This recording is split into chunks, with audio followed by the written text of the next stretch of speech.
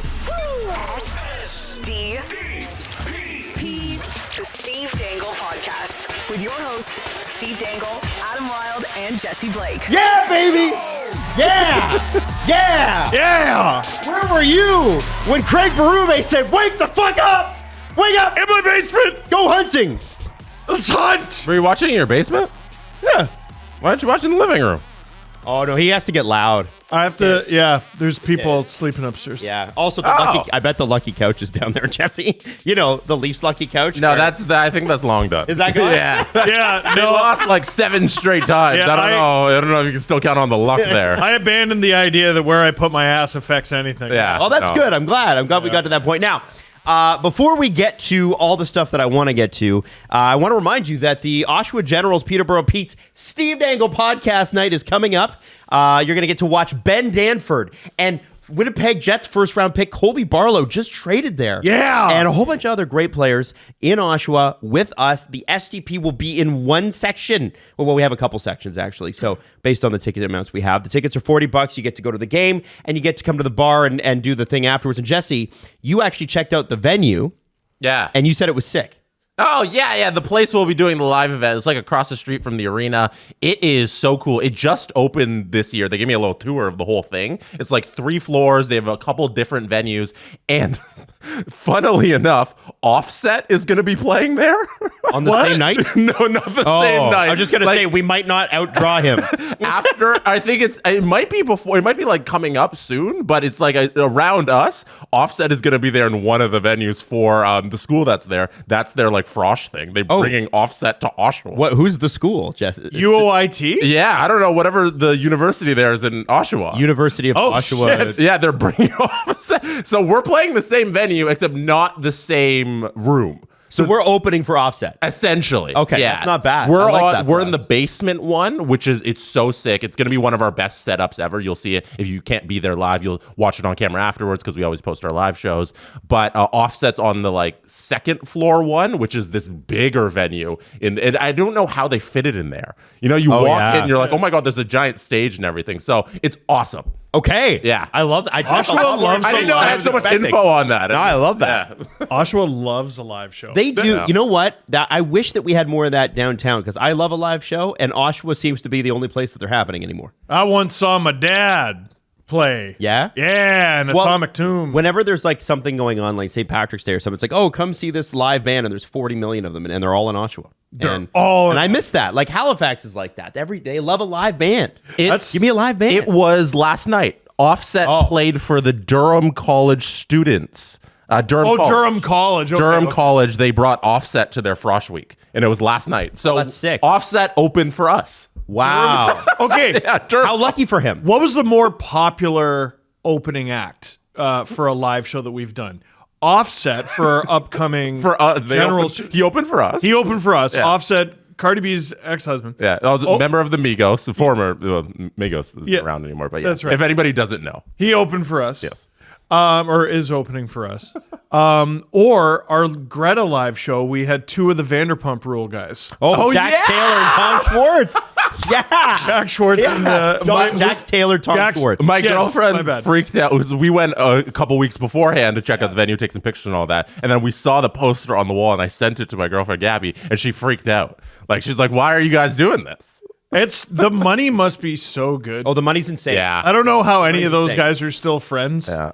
Because like Schwartz, his best friend just minked like Jax right in the forehead. Yeah, but that was season 1, man. No, it was a good punch. That was though. The money is Long time ago. Yeah, the money's amazing. Yeah. The money's crazy. So those who's- guys who's the show more up, they do famous an one? hour, and they walk away with thousands and thousands of dollars. So are they bigger than Offset? No. I think Offset would be worth a lot more because Offset's going to have to bring equipment and all that stuff too. And he's probably like, there's probably more going on when Offset comes to town. Does that make sense? And it's also fair. a school paying for it. So like, you know, when the schools pay for it, It's like the casino routes. Those guys, those bands that play casinos, those rates are like double what they would be if they went on tour. The thing about the school paying for it, I was a part of a school student association that Were you really? I wasn't a part of the association, but I was a member of the school that made news across Canada. I think I remember when that. we paid for Drake to come to our school. What? You don't remember when the Ryerson Student Union got investigated because we spent money wildly? Yeah, there was And that we one brought kid who was Jake- like spending it on himself. And we brought stuff. Drake to Frosh Week, and Yeah. it was not good. So Durham College Student Association, I hope you're doing the right thing when you're spending all this money on Offset. You are. Have fun. Enjoy this. This time in your life is so short.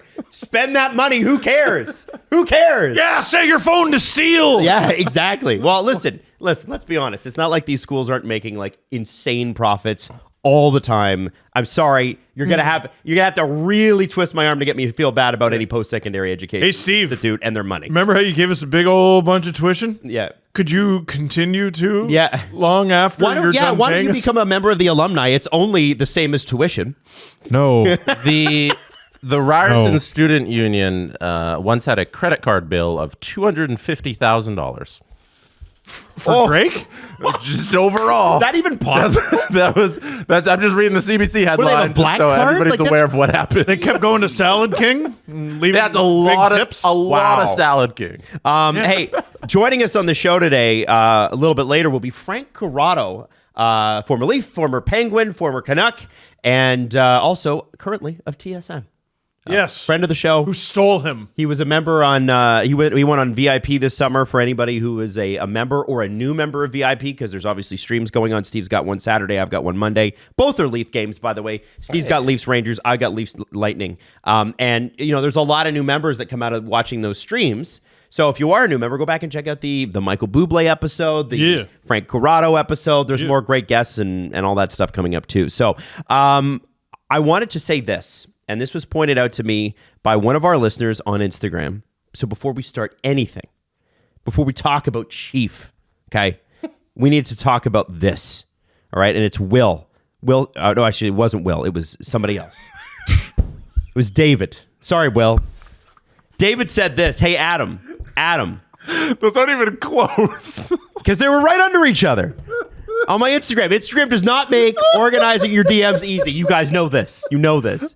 So David said, hey guys, or hey Adam, I was listening to the pod the other day, and it was Steve going through all the captains, right? What And- I do wrong? And I said, oh no, Anders Lee's not with the Islanders anymore, is he? Which sounds really stupid, but then, and it was. And David said, I think you're talking about Andre Lee. The who guy on plays the for Kings. For the Kings. That's exactly what I thought the second I saw him. Yes. I was like, whoa.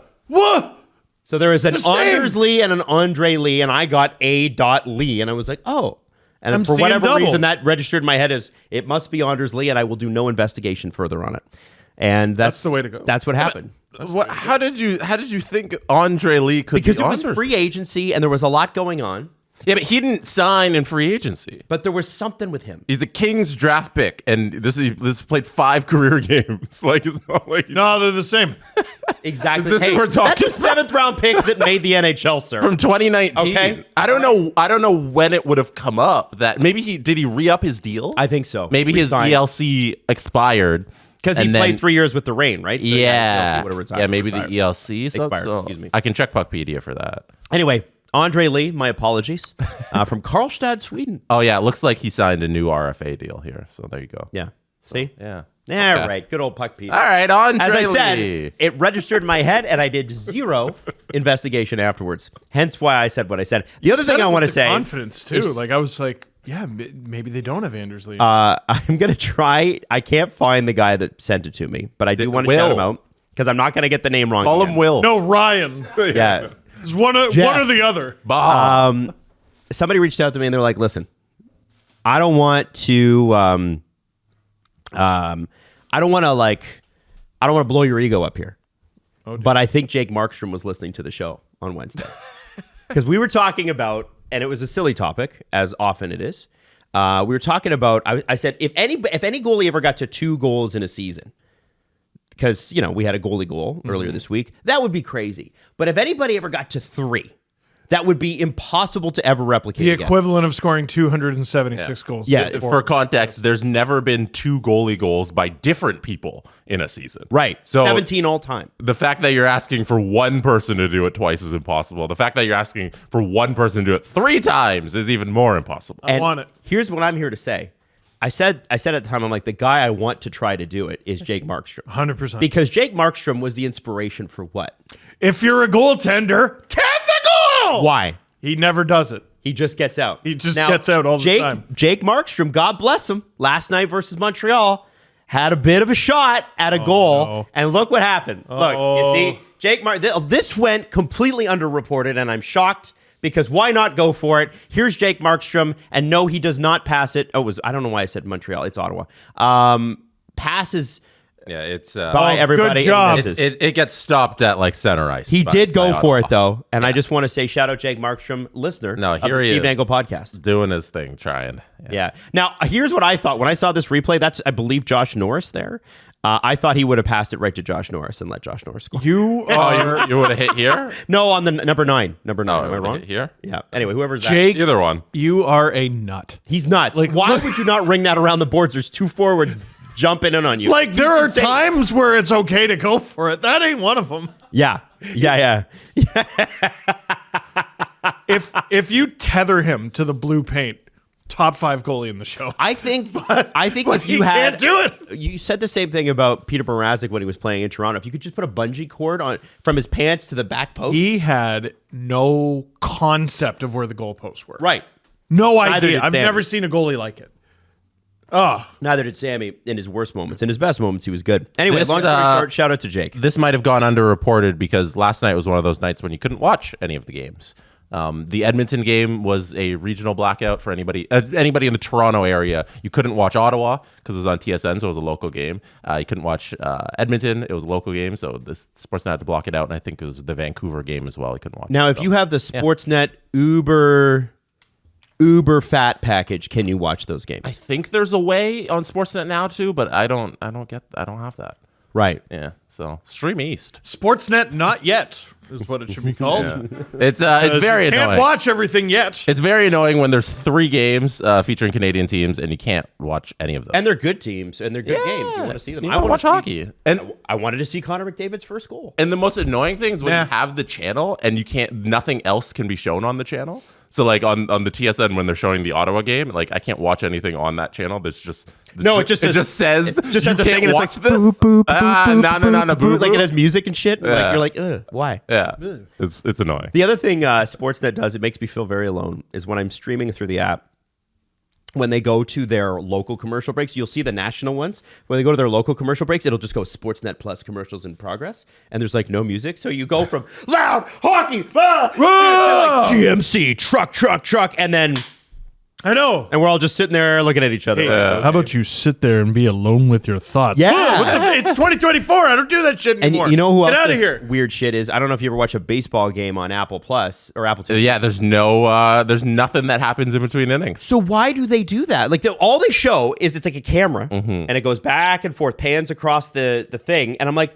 okay, give me a commercial or have the announcers talk. Yeah. No. Let them talk. No. It's can't. It's the most odd It's decision I've ever jarring, seen. Yeah, because- I've never seen anything like that in sports. So day 1 of broadcasting school, they're like, never swear in the booth. Never ever swear in the recording booth wherever you are. Less of a problem now. Yes. Except the moment these shows go off air, it's, Ray Ferraro, somebody fucking go. Man, that was a stupid fucking play. That was really fucking dumb. That's why they don't leave it on. Yes. Because the moment they're like, and we're off air, it's like they just go, fuck. Oh, okay. Sorry. I just had to I know, get but the fuck release valve. You can't have the announcers talking between the innings because you can't have them on air for 2.5 hours straight. Like I think that'd be a little much. But Panel show? But the idea should be air something. Put 2 more Steve people. Dangle podcast clips. Why are you just airing nothing, Apple? Put a panel in there. Yeah. Right? Anything. Have an intermission panel. No, literally anything. Anything. Other than nothing. Run Apple TV promos for the Sure. new, like sugar. That's the Nope. detective show I'm convinced nobody's ever watched, but they're Show- getting a season 2 anyway. Show the race that's totally real. What section is the loudest? I'm cheering for the green Blue Jay. Ah! Yeah, and then it's all like the... And then you win, like, I don't know, a coupon or something. Show that. I'm entertained by that. anything. Anyway. Anything.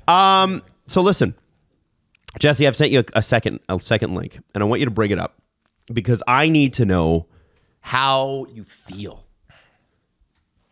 I need to know how you feel when Tap you see dance, Adam. this. Do it. I need to know how you feel when you see Craig Berube call a timeout in a 5-2 game that they're winning. Yeah. 5-2 game that they're winning with 10 minutes to go in the third period. How do you feel when you see Craig Berube's lips mutter the words that you know that he's saying? You can't hear him, but he says, "Wake the fuck up, let's go hunting, gain the offensive zone," and so many other expletives that he could have included. And I don't need to include here. I don't want to get crazy. But how did you feel when you saw Craig Berube do that and the team respond? So it was a hurricane of emotion, an unbelievable amount of emotion in 3 seconds. Because he calls a timeout with a 3-goal lead after giving up back-to-back goals. Or was it back-to-back goals? It was not back-to-back. It was like 3 minutes in or 2 minutes in, and then with 9 minutes in. Not good. Or no, yeah, they were up 5-0. Yeah. And then, they Stallers loses the shutout, and they're like, yeah, who cares? Let's let another one in. Yeah. That's how they were playing. So this is, in execution, a perfect Keefe timeout. This is an absolutely perfect Keefe timeout. Why? Because you have the lead. You haven't even blown it. You're just starting to. And he has to be like, "Hey, boys, let's all calm down. We do this." And my reassuring Sheldon Keefe hand motions and blah, blah, blah, blah. Good cop, good cop, good cop. So when Berube calls this timeout, my blood ran cold a little bit because I'm like, oh, shit. It's just the same thing over and over and over. And then I saw him yell, and you could tell There's some heft. there was diaphragm in there. Yeah. Wake the fuck up! Mount Berubius. You know? I saw wake the fuck up, and my nipples got hard. That was... My wife actually turned to me. She's like, "Is this turning you on?" I'm like, "It is." Man, I It was is. so nervous and not down with it at all. And in one fell swoop, I was like, I think Gregory awoken something in me. And that's the coach. That's my coach. Chief Daddy? That is absolutely. He can go by whatever title he prefers if he keeps doing that. So tell us, and you outlined it in the LFR video, but tell us why that is it's a culture shift. They probably already know it, but we're now seeing how things are going to be different. Okay. Babcock was bad cop, which I've said an alarming amount of times, and it's always difficult to say. Bad cop. Babcock was bad cop. There you go. Tongue twister. Try it right now. Alone in your car. Pause the show. Keefe was forced to be over the top good cop. And when he had to transition to disciplinarian, when he had to lay down the law, he wasn't able to do it. I don't know if it was the team wouldn't let him or the players were like, yeah, we know what you're here to do. Or I don't know what it was. New guy comes in. And Craig Berube is so far what appears to be the perfect leader. Because he's not bad cop. It's not that simple. It's just very, very clear instructions. He's not there to be a dick. He's not there to be... There's nothing emotional about it. Babcock would fuck with your head to establish dominance. Him dominating you is more important than winning, I think. Yes, 100%. And we know that because he's like, all right, I'll put Nick Patan in positions to fail. And we will lose this game, ending our streak of not blowing. Steve, I think we know that based on every anecdotal story ever been told about them. No, but there's at least a few stories where it's like he kind of fucked them out of winning this one just to be an asshole. He was brutal. John Tavares on the second half of a back-to-back starting a fucking... How about Garrett Sparks in Tavares' return to the Islanders? Get a fucking clue. Yeah. Get a heart. Get a brain. Anyway, Keefe comes in and it's, hey, everything's cool, baby. Everything's... And they needed that. Yeah, they did. They did need that. And by the way, went on like a crazy 20-game streak where they won 15 games. The kind of coach to hold your hand with both hands. Yes. You know what I mean? We're going to get through this together. What do you want for Christmas? I'm here in this moment with you. Where did you grow up? I'm going to let you be in the starting lineup. Even if that's not your line, we'll figure it out after. That happened a bunch of times. Yeah. And we're going to... Everything's cool, sweet baby. Craig Berube is like, oh, I don't understand what the fuck is this? This you need me to be nice to you. You want to be you want to be in the starting lineup because you're on the third fucking shut up. Get to the end of the bench. Yeah. Go hunt. North south. Make the simple play. Work every shift. I looked at your paycheck. For a lot of you, it's bigger than mine. Fucking go hunt. It's just clear instructions. He's not there to big dog you. He's not there to coddle you. He's there to coach a hockey team to win hockey games. And he gave them a very, very clear instruction there, which was wake the fuck up because they weren't doing the things that he told them to do. And then what happened? They scored a goal. They didn't allow any more. Jesse, question. Uh-huh. And this just as an aside, because I want to get back to this, to reporter Jesse in a second here. But I want to go to reporter Jesse, and I want to know, what's he like in practice from what you've seen? Berube? Yeah. He's not yelly. Like, I feel like Keefe was more in your face, I'm gonna yell. Yeah. Berube, he's very understated, and he'll do things like in the scrums, he'll like tell a little joke. Like if he's like, oh, I wanted the guys everybody out there wanted to get a goal. Even I wanted to get that goal. You know, like I wanted to score that. And you're like, haha, that's kind of funny. You know, so I think he definitely coaches in a completely different way than Sheldon Keefe. Like Okay. they're I think not polar opposites, but different styles for sure. And you see a certain level of buy-in with the guy just because a new person is there. You know, it could be the same message delivered a little differently, but because it's a new person saying it, you hear more of the buy-in from the guys. Right. Yeah. And sometimes when you go from like 23 to 26 or 27 and you've had the same guy, like I am convinced Keefe was the right choice on a lot of levels at the time. I think that Dubas made a good choice. I think the regular season results are themselves. I think the reason that they haven't got past the first round is largely due to power play and roster construction. And also, let's be honest, Dubas never valued goaltending the way he should have. You go back and you look at some of those goaltenders and you go, yeah, they played well and you're lucky. But like, you know, when he's going, let's line up Matt Murray and Peter Mrazek behind Marner Matthews, Nylander, that's not someone who takes the position as seriously as they should. And I look at the team now, and these are not boys anymore. These are men. Yep. And I feels like what I saw there was, we're not going to coddle you. We're going to treat you like men. Yep. We're going to treat you like adults. And when you're fucking up, I'm going to let you know.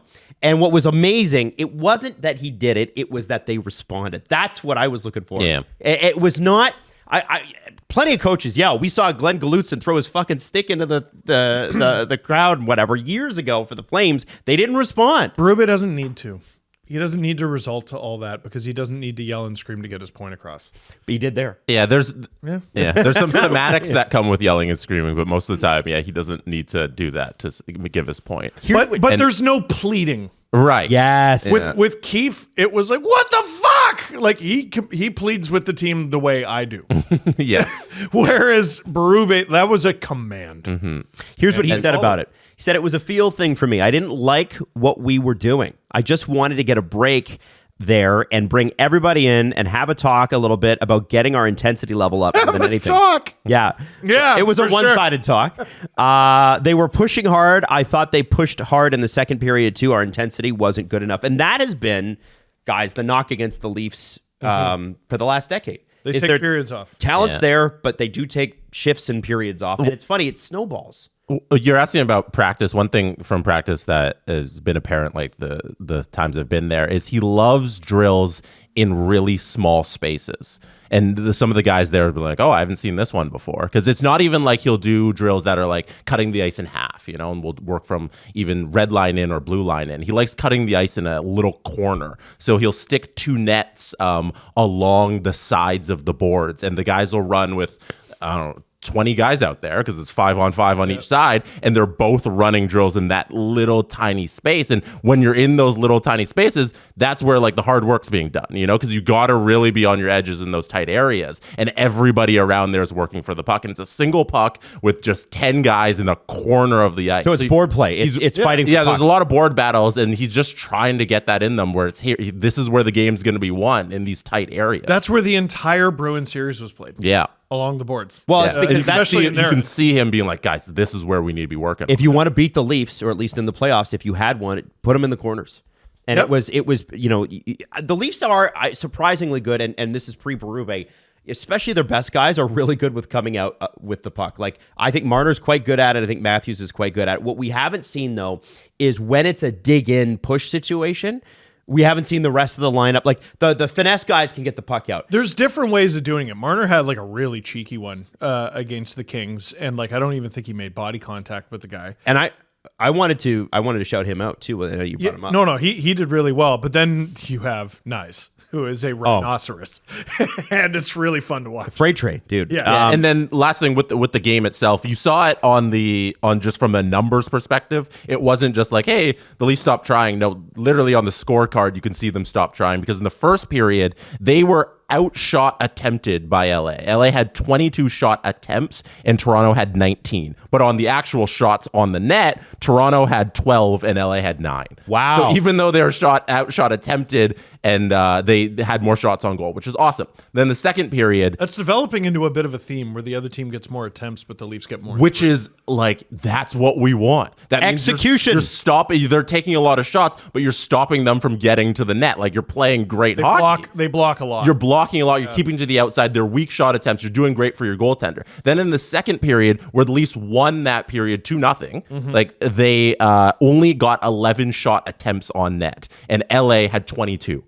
So we had 22. So back-to-back periods, LA has 22 this time. And in that period, they get 14 shots on goal. Oh, yeah. So LA, that second period, gets 14 shots on goal. Toronto only gets 7 shots on goal. And they only had 11 attempts. So there you have a period you won, but you were well outshot attempted and on the scoreboard. And then the third period, it happens once again. But in that third period, you see them allow 2 goals. So in the second period, if you're Berube, you saw what the Leafs did in where they were outshot attempted and outshot on goal, but you can't complain because you won that period 2-0. How are you going to yell at the guys when you're up 2-0? But in the third, you allow 2 goals and you're being outshot and you're not getting shot attempts and not getting shot on goals. Now the dam has broken and you must yell at them. And that's probably where you get the warning in the dressing room. Yes. Hey, I know we're all feeling pretty good about that, but I didn't like this about that. Yeah.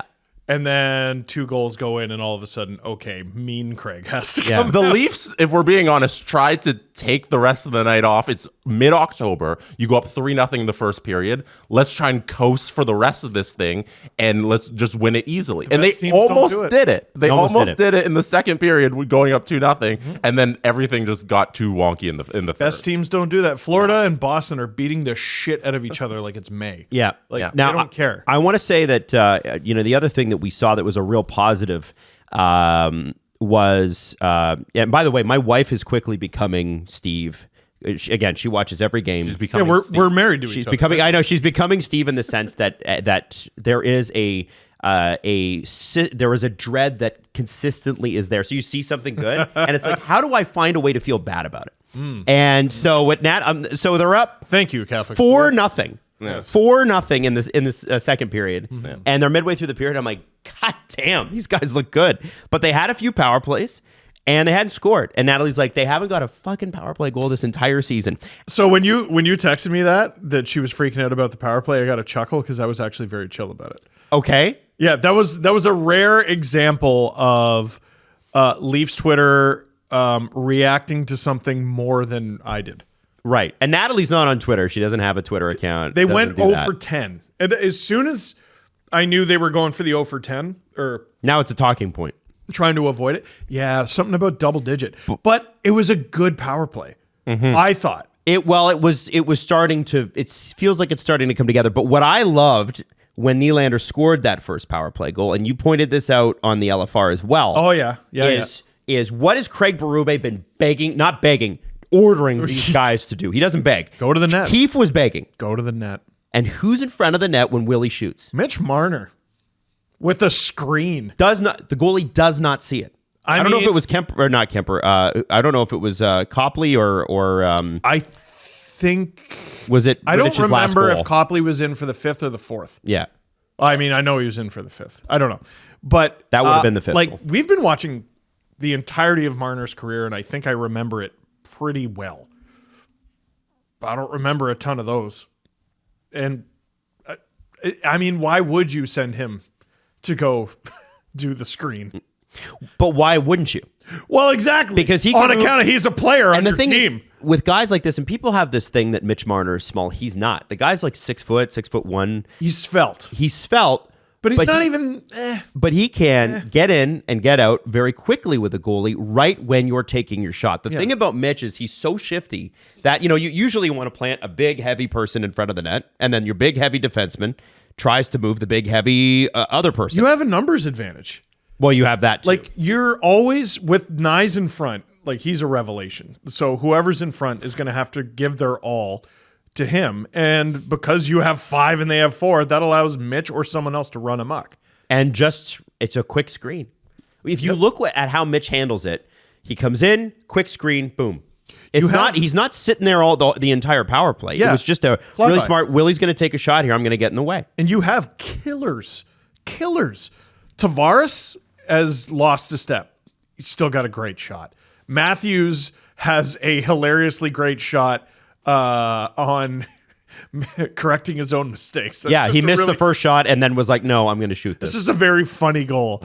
William Jesse, what Nylander. Can you pull it? Do you want to pull that up? Sure. Bobby I McMahon was has a just great pulling up. I was when you guys were done, I was gonna show you. This is what it looked like when Willie was shooting the puck. So this is where all of the players are on the ice. For anybody listening, we got 16 and 91 right in front, but Mitch Marner's coming from 29 is the goalie. I was like, this isn't a power play. No. I was like, wait, no, what? That's the goaltender.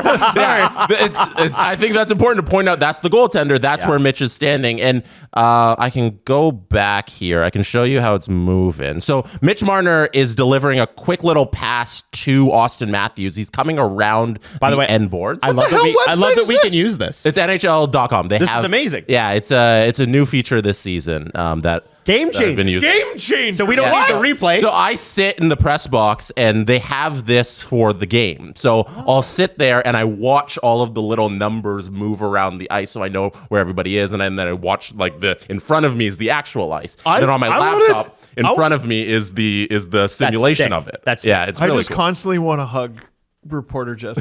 Reporter Jesse so is a happy. revelation. So then we also have, so anybody, this is public information, like you out there can go to NHL.com and look at, it's called goal simulation. Steve's talking. You know what I want?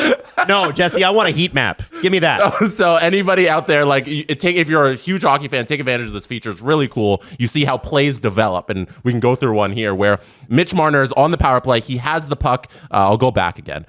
He has the puck along the boards below the face-off circle. He's coming down, and Austin's coming behind him across the boards. He passes it up to Austin, and the beauty thing that Mitch Marner does is because the play is going the other way, Mitch continues around the side of behind the net, but then he sneaks out in front. You'll watch him here. If you watch 16, creep out in front, and the puck goes from...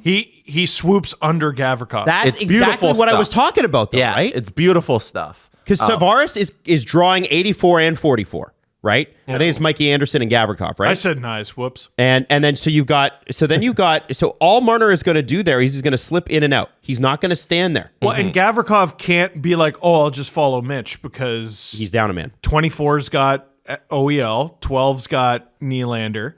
And I mean, Austin's there. And look if I got to take my chances, I'm covering Austin. If you look at 12 and 24 too, the way teams have traditionally played the Leafs is they keep them to the outside lane on a shorthanded, right? And so what they haven't adjusted to is Oliver Ekman-Larsson and his shot. And I think the Leafs know this because you look at how high Matthews is and you look at how high Willie is. If the puck goes to either of those guys, they're going to be able to take a couple of strides before anybody's on them and take a clean shot.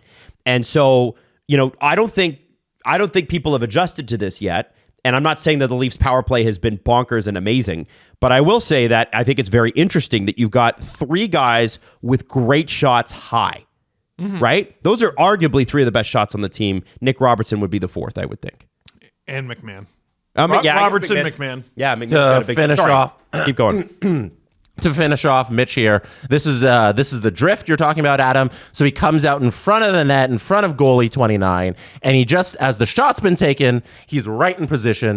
There's Willie shooting it. The puck's coming, and Mitch is just drifting by the goaltender, and he continues on his way as the puck goes into the net. See, he's there for a fraction of a second. Yeah, it's literally just a breeze by, but the breeze by is perfect because the goal is scored, and he's screening the goaltender. Super there you hot. go. That's Super hot. That's the power play goal. Now, I'm so turned on right now, I can't even tell you. I can't even. Yeah, we can play how the goals play now. Can we get some Bobby good. McMahon on this, Jesse? I Because can't wait to find out we can't use this. It would be. I think it'll. No, we can. The point is to be able to use it. Yeah, I know. Yeah. I like this because now we don't have to freaking start our wage. Here, the right, clip. here, wait. No, here, wait. Here, let me just gotta half go a back. second. Here, wait. Twitter. But this is also, awesome. remember, guys, we have audio listeners, so remember to always describe the play and what we're I watching. felt like. Let us know if we did a good job. I don't And think if we need work on it, we'll work on it. Well, no, we'll get better.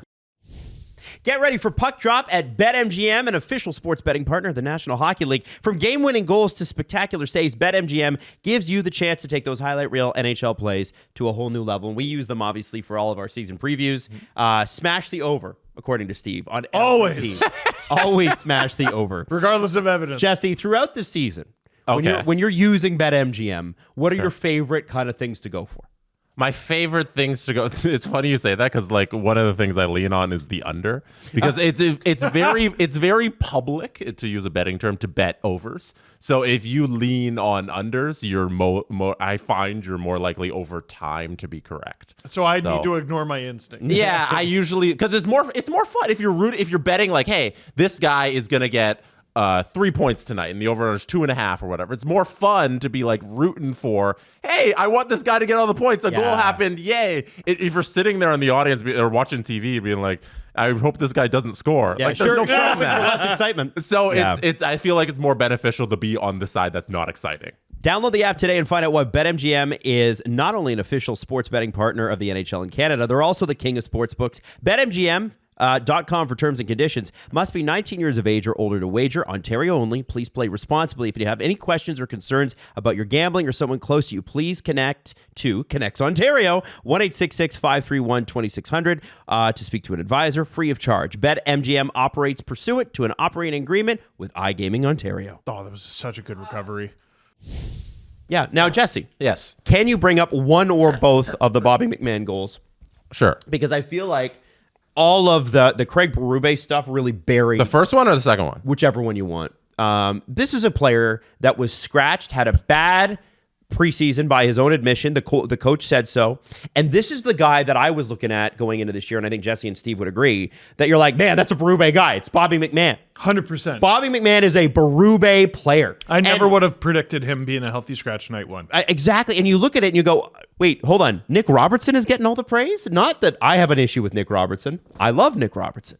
But I was like, shit, where's Bobby McMahon in all this? This is the guy I thought that would surprise the coach. And It's he didn't. like people didn't watch the Blues after 2019. Like that was a big kind of plodding, slow team. But if you watch the Blues in the years that followed, like, no, Berube he likes a faster team. Or a faster style, I should say, not necessarily faster players. He likes them to play heavy. So yeah, that's Bobby. But like, there's a lot of speed and skill there. Oh, yeah. They were consistently a very, very good regular season team. And I look at the the Bob McMahon goals. By the way, 3 goals in 3 games. He had 1 against the Devils, 2 against the Kings. 81 goal pace. That is how you stay in the lineup. Yep. That is how you don't become a part of the rotation that is clearly going to happen with Connor Dewar back skating, Pacioretty on the outside looking in, because there is a rotation going on. None of them are going to be happy about it. Don't expect any of these guys to be thrilled about it. But if you want to keep playing, what do you got to do? Well, You got to score. and as long as we're doing the Keefe Berube comparison on and off, Keefe never really got the option to do a rotation. There wasn't the Berube isn't beholden to anybody on this team. He's the new guy. I just got it. he's the I just got here guy this year. Last year was Brad. Is like, oh, you don't like my free agency signings? I just got here. Hey-o. This year it's Berube. So if he doesn't want to play you, he's like, I just got here. I don't know you. I just got here. It's great. And I have the flexibility because I have multiple forwards, or I will soon. Like Yarncroke's not even a part of this. Yes. No. Like you said Dewar. Like, Yeah. we Dewar's forgot back about in. Yarncroke. And same with defensemen. D. Yeah. Like to have options at both. Like there were times where they were carrying 1 spare. Yep. To have options at both, I don't know if Keefe. They tied Had that Keith's for hands long- behind his back because it was all tied to the salary cap, and he couldn't do anything because he had to play certain guys because they only had certain guys. And one thing I will say that Mike Babcock absolutely nailed. He's like, we need more depth. And this is the... And then I'm going to have spare guys and never use them. Yes, because I think he had a philosophical difference with Duke. I'm going to lock Josh Levo in the garage. Yeah. Like, Yeah, free Frank Corrado, literally. Yeah, but exactly. I look at this and I go, okay, so this is the first time, and we mentioned this in September, this is the first time I can remember in years where there's been actual battles for spots. yes. And we're seeing it play out in the regular season. When Calle Yarncroke comes back, the Leafs will have 5 full NHL lines. Yeah, and we said that a lot over the years, and we're wrong every time. And this time it'll actually be true. When Yanni Hakanpää eventually plays, they're going to have 42 defensemen. Like, They will. they have Exactly 42. on both the forward group and the defense core. Like they have too many guys, which is a good thing. And none of them will be Martin Marincin, which I think is, they should sign him just for the lulls. I want to, Jesse, You want to do the McMahon? let's goal? do McMahon. So you see, Okay. so let me start here, Steve. And Jesse, bring it up. So you start here when you look at the lines, you go, oh, hey, Tavares, not the center of the second line. We've got McMahon, Domi, Nylander. I like it. I like it a lot. Why do you like it before the game even starts? Why do you like it? Domi playing center. So Domi cannot play with certain players. We know this because it goes really poorly. That dude, for some reason, really, really struggles without the puck. He struggles on the defensive end. I really like the responsibility of McMahon, and Nylander is better defensively than people give him credit for. Not necessarily in his own end, but there's a little bit of something for everyone here.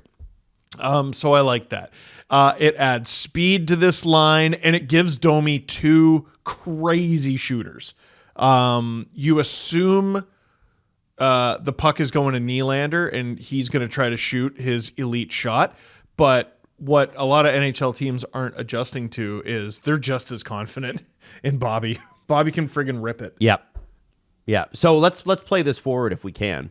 Sure. So one thing that's fun about the goal simulation feature is when you enter it, they have the guy who's gonna score the goal, a little extra circle around him. So if you want to follow that player in particular, you already know who it's gonna be, and you can see the play develop. The Leafs have too many men. Oh, it's the goalie. He's like, who's 41? I don't get it. So, okay. I do know how to play it. Nylander on the right. Well, I'm describing it. Oh, please, Nylander yes. on the right. McMahon with right next to him. Domi on the left. OEL has the puck in The Leaf zone. to Stolar's glove side. Nice. Okay. So OEL up the the boards. boards. Nylander retrieves around my If we were watching the real replay of this, the little chip play that Nylander has right there, beautiful. Yeah, beautiful. it was.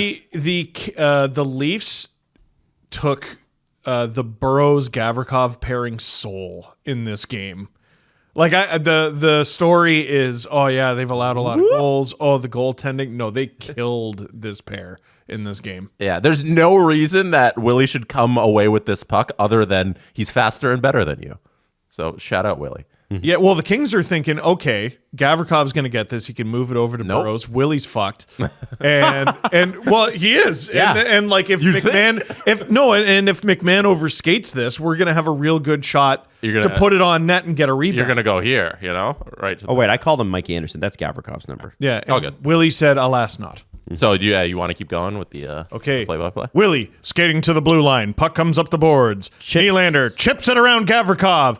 Burrows on him. McMahon blows by Gavrikov like he's standing friggin' still. McMahon gets the puck in the slot. Move, score! Now, if you could rewind it Bobby back, McMahon! right before Bobby McMahon. Second of the game. I'm not done. I love this new feature. Now, if we were to go to the actual goal replay itself, Yeah. what I love about what Bobby McMahon did, not only did he blow by, but first off, in a very unleaf fashion, he actually shot. Yes. Which is amazing when you consider that Max Domi has 2 total shots this year. Does he really? He has 2 shots this year, Max! and he's on pace for 103 points. That's right. That's exactly what you thought. He has 5 assists. Yes, he's I on know. point. I told you 100. So McMahon goes and look at even what happens with Big Save It David's icon there, number 31 on the LA Kings. So when McMahon, number 74, blows by, nobody can catch him. They're not even bending their knees at this Too many point. men on the ice. Oh yeah. Well, I mean, Now you can see the line changes happening too. Morgan Riley's going off. so watch what Bobby McMahon does. He goes really far to the right hand side, or at least Big Save Dave's left. And Big Save Dave comes a little too far out, overcommits, and McMahon has it was beautiful. He gets the goalie. He was patient with it. He didn't shoot it at the chest. He just held, overcommitted, scores. Beautiful. He really doesn't need much, eh? McMahon? McMahon, no, he doesn't need much. No, he's got a great shot. He's got wheels, I think, that are underrated. And, the Leafs really did miss him in the playoffs last year. He didn't play a game. No, and I mean, that feels like every year, especially against the Bruins, it's like, if we just had one guy, man, he tied the room together. Like there was a real before Bobby McMahon and after Season. Yeah. No, like seriously, like Yeah. he really was BFBM. before Bobby McMahon. That's how we keep time now. That's what my mom used to, when I used to have to go to the bathroom, like a number 2, my mom would be like, when I was a kid, I called it a BM. Oh, Dude, what? I'd be like, Mom, I got a BM. And I was like 4. That really bummed me out, man. Did it? Why did it bum you out? Yeah, I think that's a that- very sanitized way to say that- I have to go poo. That BMO, that bummed me out. BFBM. No, but they didn't have the offensive depth at all. Right. And then this guy comes in and he scores a hat trick, and we're like, that's funny. And then he kind of kept scoring, and we're Yeah. like, oh wait, no. And that's after he got off waivers too. Yeah, dude. Like, they've had these guys over the years where, oh man, he's got friggin' wheels. If only he could bury one. Mikheyev, and he had the one season where he actually did.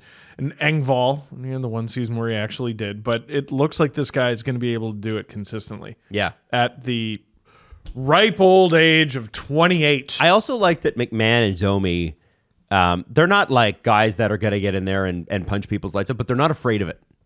Like if there is a pile up of bodies in front of a net, they're not going to be afraid to grab guys, pull guys away, whatever. And that's Berube's team. Like, it's not necessarily enforcers, but it's guys who will go.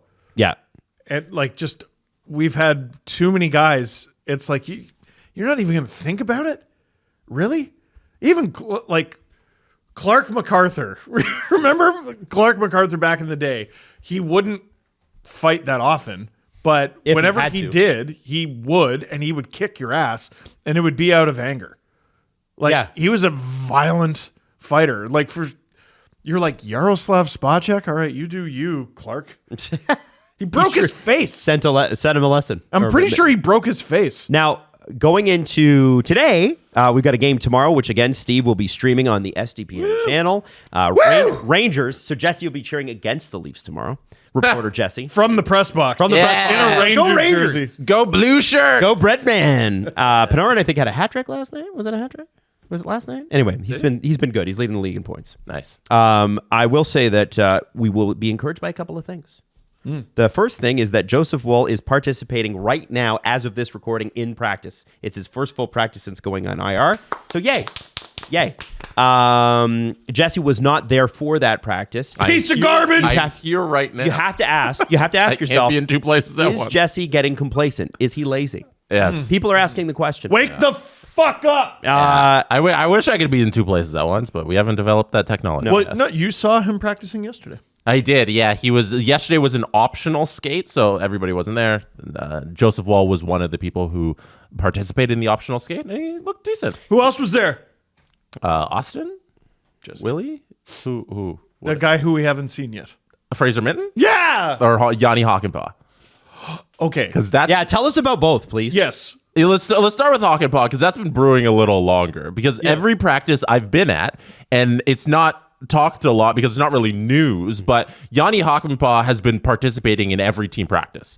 They run the drills with... I had no idea of that. I didn't know till I was there, but they'll run the drills with, they'll have one of the defensemen, whether it's Myers, whether it's Benoit, whoever's going to be started, whether it's Liljegren, run the drill in extra time with Yanni Hakanpää. So he gets to participate in everything. So he's there just doing all the stuff. He's a little, you can tell he's a little slower than everybody else, but he's out there skating every single time the Leafs are skating.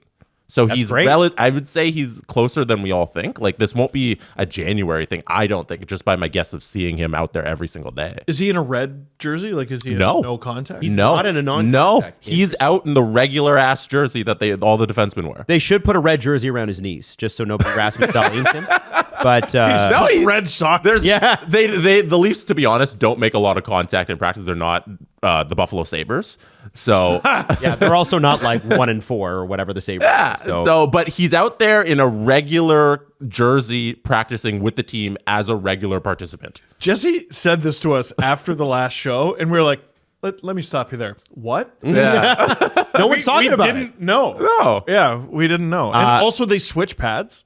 They switch. yeah. This is like a little. Hey, if you don't know how this works, this is how it works. When the Leafs go to practice, they have 2 ice pads at the Ford Performance Facility. They start on one. Anybody who wants to come out early and do extra work with all of the coaches, like I saw Haley and Wickenheiser out there with Max Pacioretty the other day, and they were doing some extra skating drills.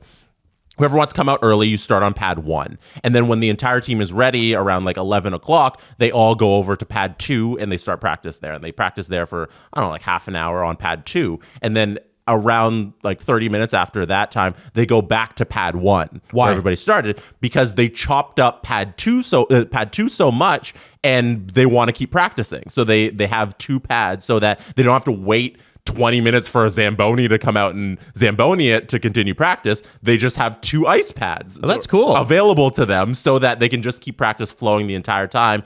And that halfway through, the ice isn't all chopped up. They go to back to the fresh pad and they continue practice. That facility's so good. Yeah, no, It's a Ford cool Performance facility. is great. I saw the Toronto Scepters doing their training camp. I don't know. I'm not sure if training camp officially started, but they were having their practice out there.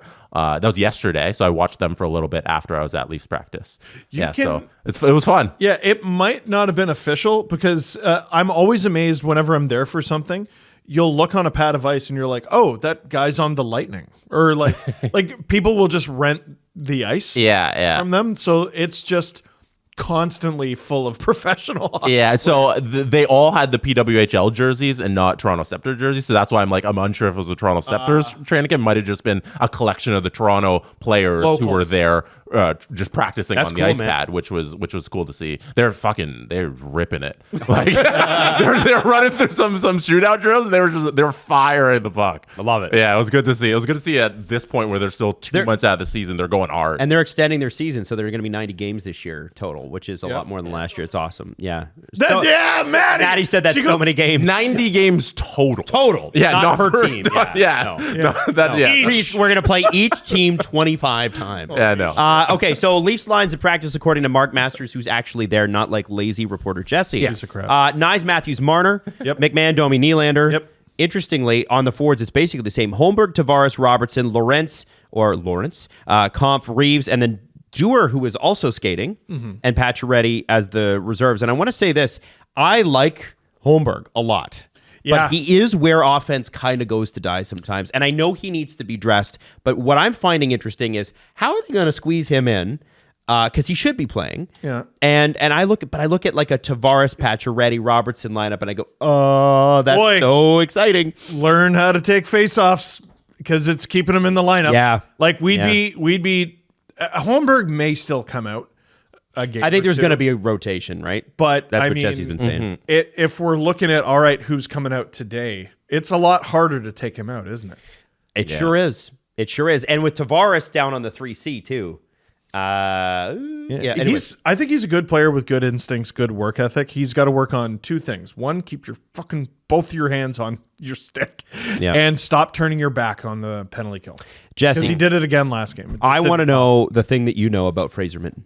Fraser Minten at optional skate yesterday skated before the guys were on the ice. So sometimes the Marlies will practice before the Leafs. I was talking to Nick Barden about that. Like sometimes they'll just team up practices and they'll utilize the coaches and all that. So this was a little different with Fraser Minten just out there with, I think it was 3 different coaches who were running him through drills. And he was injured in training camp and we haven't seen him yet. So the discussion now is, after practice, that was obviously the first question we asked Berube. We're like, okay, so Fraser Minten, we all saw him on the ice. How close is he? And he said, close. That's all I can tell you. That's his exact quote. It was close. That's all I can say. Is he going to play games? He's going to play games. So, Why not play him I 9 kind games? of think he might. The interesting thing here is now, and that's why I want to get your guys' opinion on this because I don't know either way. Do you think they start him with the Marlies because they have that option, or they do? Yeah, they can start him with the Marlies, or they'll play him with the Conditioning. Leafs. Yeah, It's sort of like what they Definitely did with start Shane with the Wright. Marlies. right. So they have that in the, I guess it's the CBA, the way the rules work, to play him with the Marlies and then do whatever they want with him after that. Or does he just make the Leafs? You just outline the lineup, and it's pretty crowded. Oh, it's So huge. who do you- Especially when Yardcrow comes back. Who do you shuffle out for Fraser Minten? Well, the cap unfortunately has to be considered. So I don't know what the cap implications of bringing him in would have. I wouldn't mind seeing it. We just talked about how like it's kind of difficult to take Pontus Holmberg out of this lineup. That's one way you could do it, theoretically.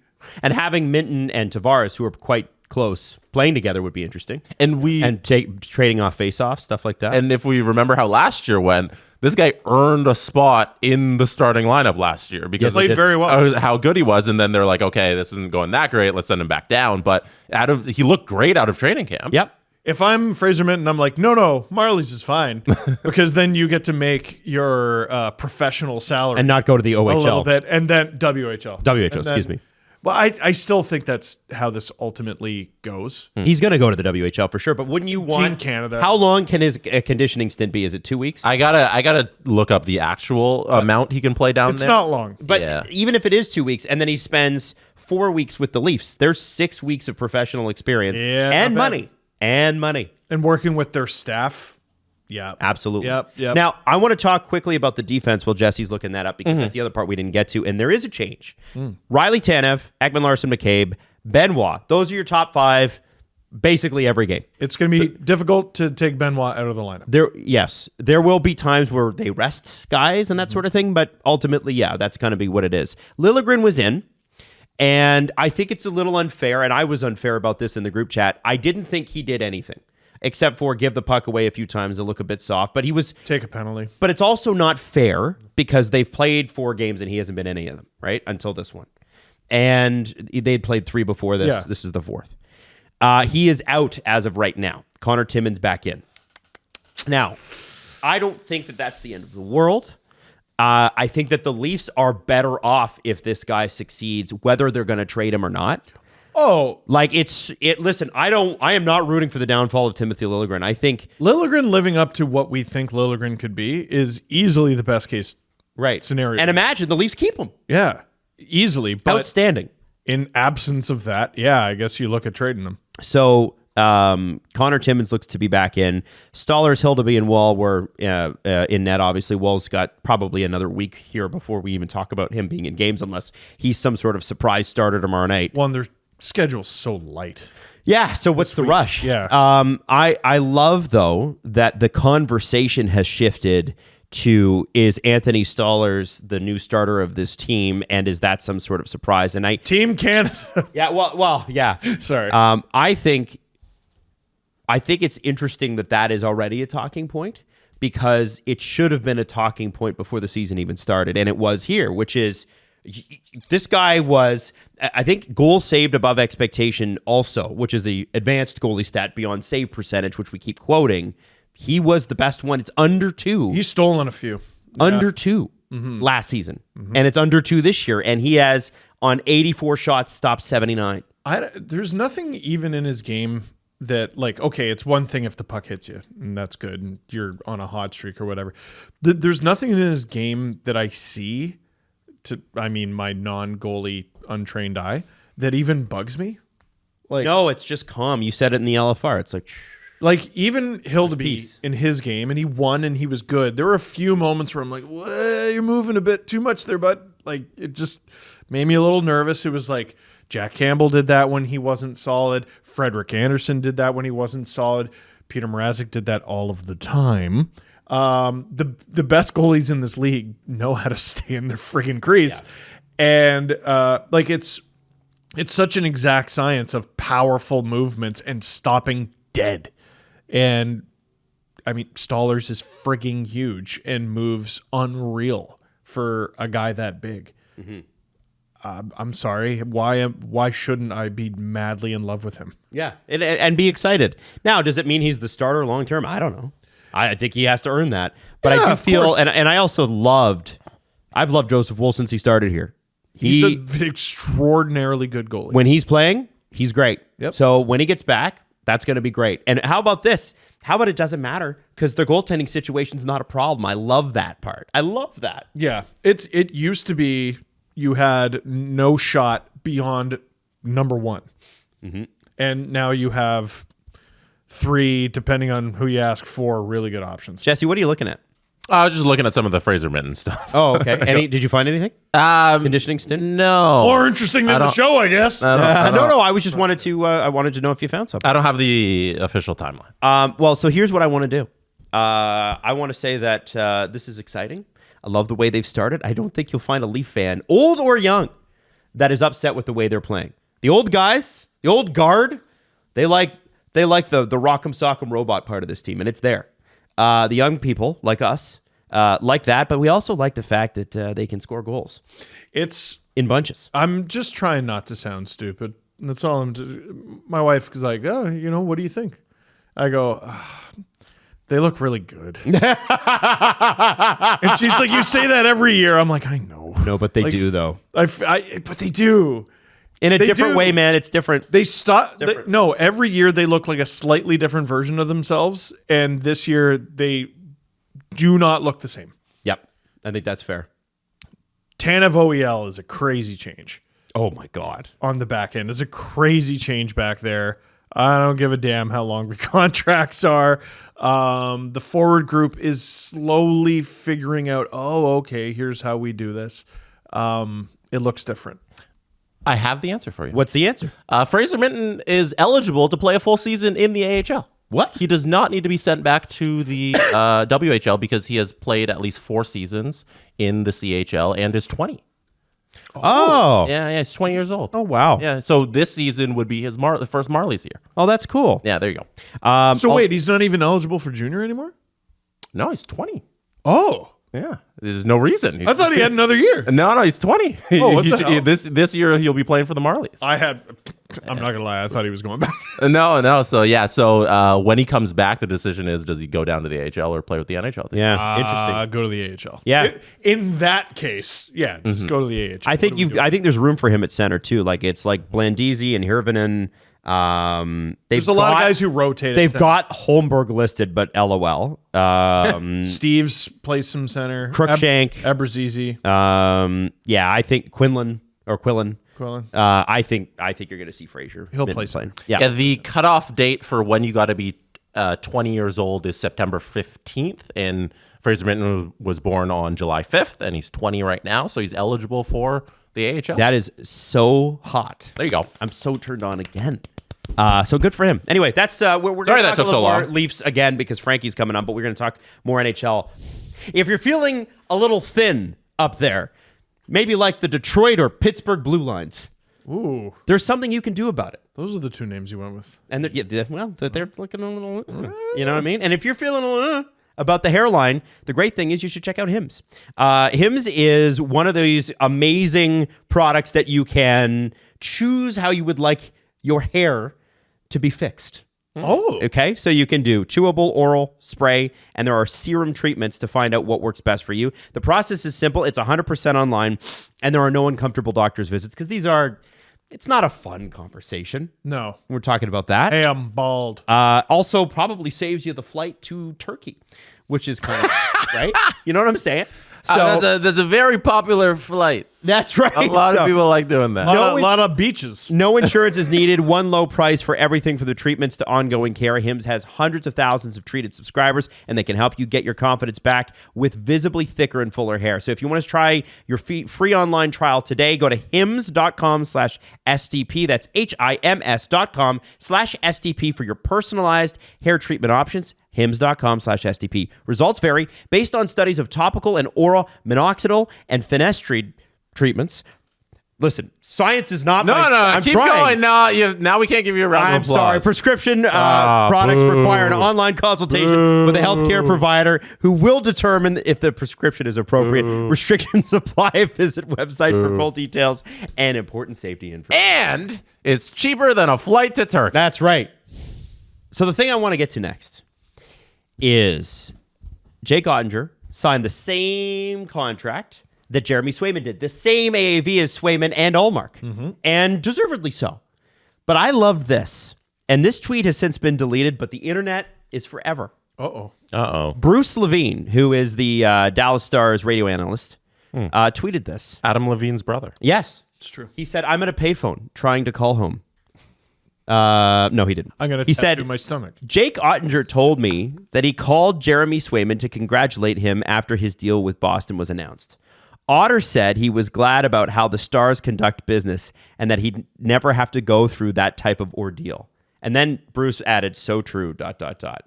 Now, that's the tea. And he hasn't issued a retraction on that, but he did delete the tweet because it kind of exploded, and you can see why. And I want to say that I don't think anybody's questioning whether Ottinger is worth it. He's worth it.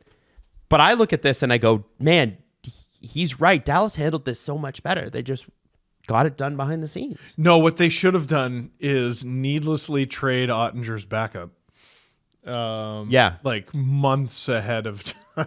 And then make it play out in the press. And trade his backup. Make sure you lose all your leverage by trading your very good backup, and make sure it's for an underwhelming package to a divisional rival. Always good and smart to do. It's not, listen, Bruins fans, it's not very often I get to look at what the Bruins are doing and go, what the hell is that? That's definitely one of them. No, the Stars are generally a really smart team who do really smart things. They haven't lost this year.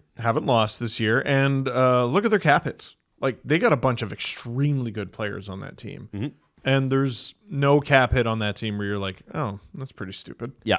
You know, there's a... Sorry, it's a lie. That's Dallas did lose one game. Hold but Ottinger on. has not lost. Sagan and Ben are a little rich. Are you forgetting what happened on July 1st this year? Oh, yeah, no, they're right side. The Stars signed Dumba and Labushkin for It's- the right side of their defense. No, it's weird. Hey, Yeah, listen, it's weird. for the Leafs, I would have taken that last year. On the That right would have side. legitimately been their best right side in quarter century. Yeah.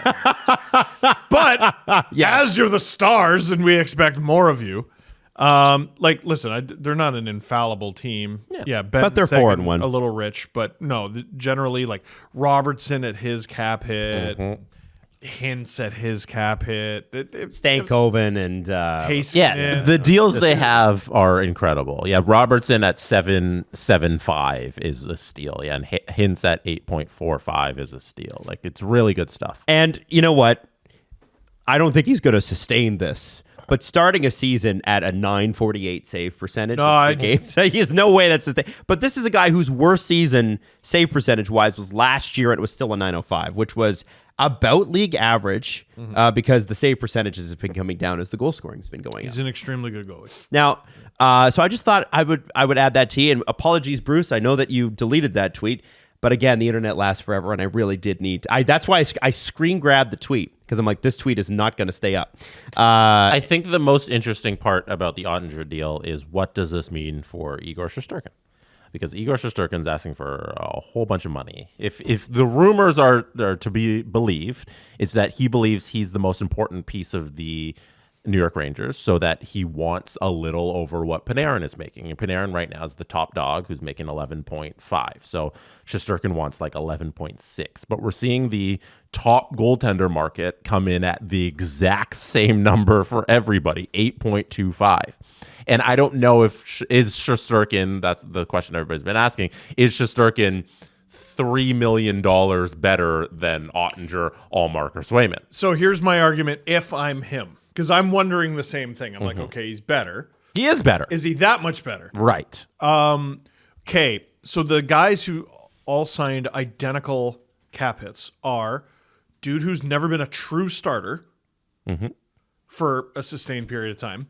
That's Swayman. Former Vezina winner who lost his job last year and is older. And Also a UFA at the end of the thing. Exactly, UFA. And 905 goalie last year.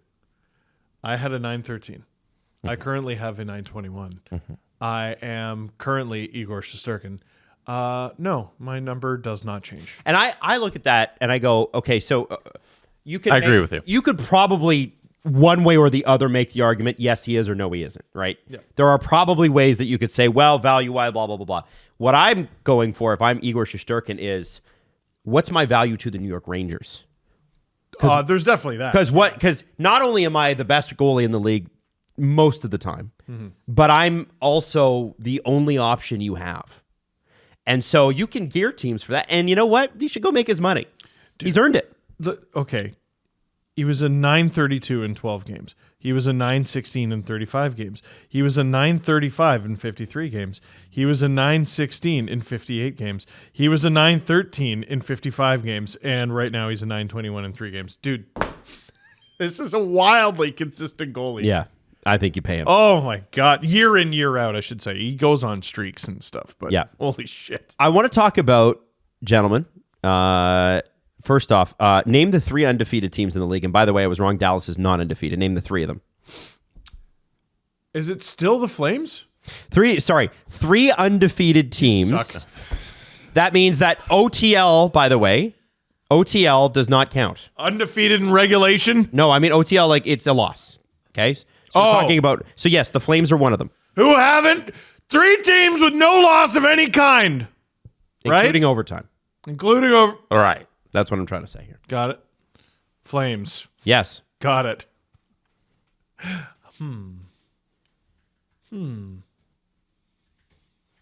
don't actually. The answers will surprise you. You have any guesses, Jess? I know Nashville's awful.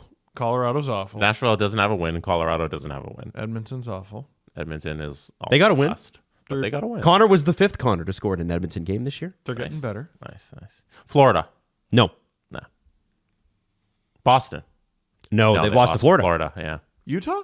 Nope. I know Florida's at the top of the Atlantic, so that rules out Florida. New Jersey, or not New Jersey, New York? The Rangers, no. They have not lost in regulation. Oh. So that leaves only... One of the teams is an Atlantic Division team, Oh. and one of them Central. That doesn't... Oh, Tampa, Tampa. because they've played like one game. Yeah. 3 games. Oh. They played one less than the Rangers, one less than the Flames. Oh. I know Florida's in first, though. I'm not wrong about that, right? No, you're not wrong. Okay. And because they've played 5. Right. Winnipeg Jets, 3 Oh, games. Winnipeg. 3-0. 3-0. 3-0. So I'm just, listen, I know it's way too early, but I want to bring that up. I think that's important. They've played 3 games in like 11 days. Yeah. The schedule's been weird to start. It's like we're going to start early, but we're really not going to. Tampa had a game canceled as well.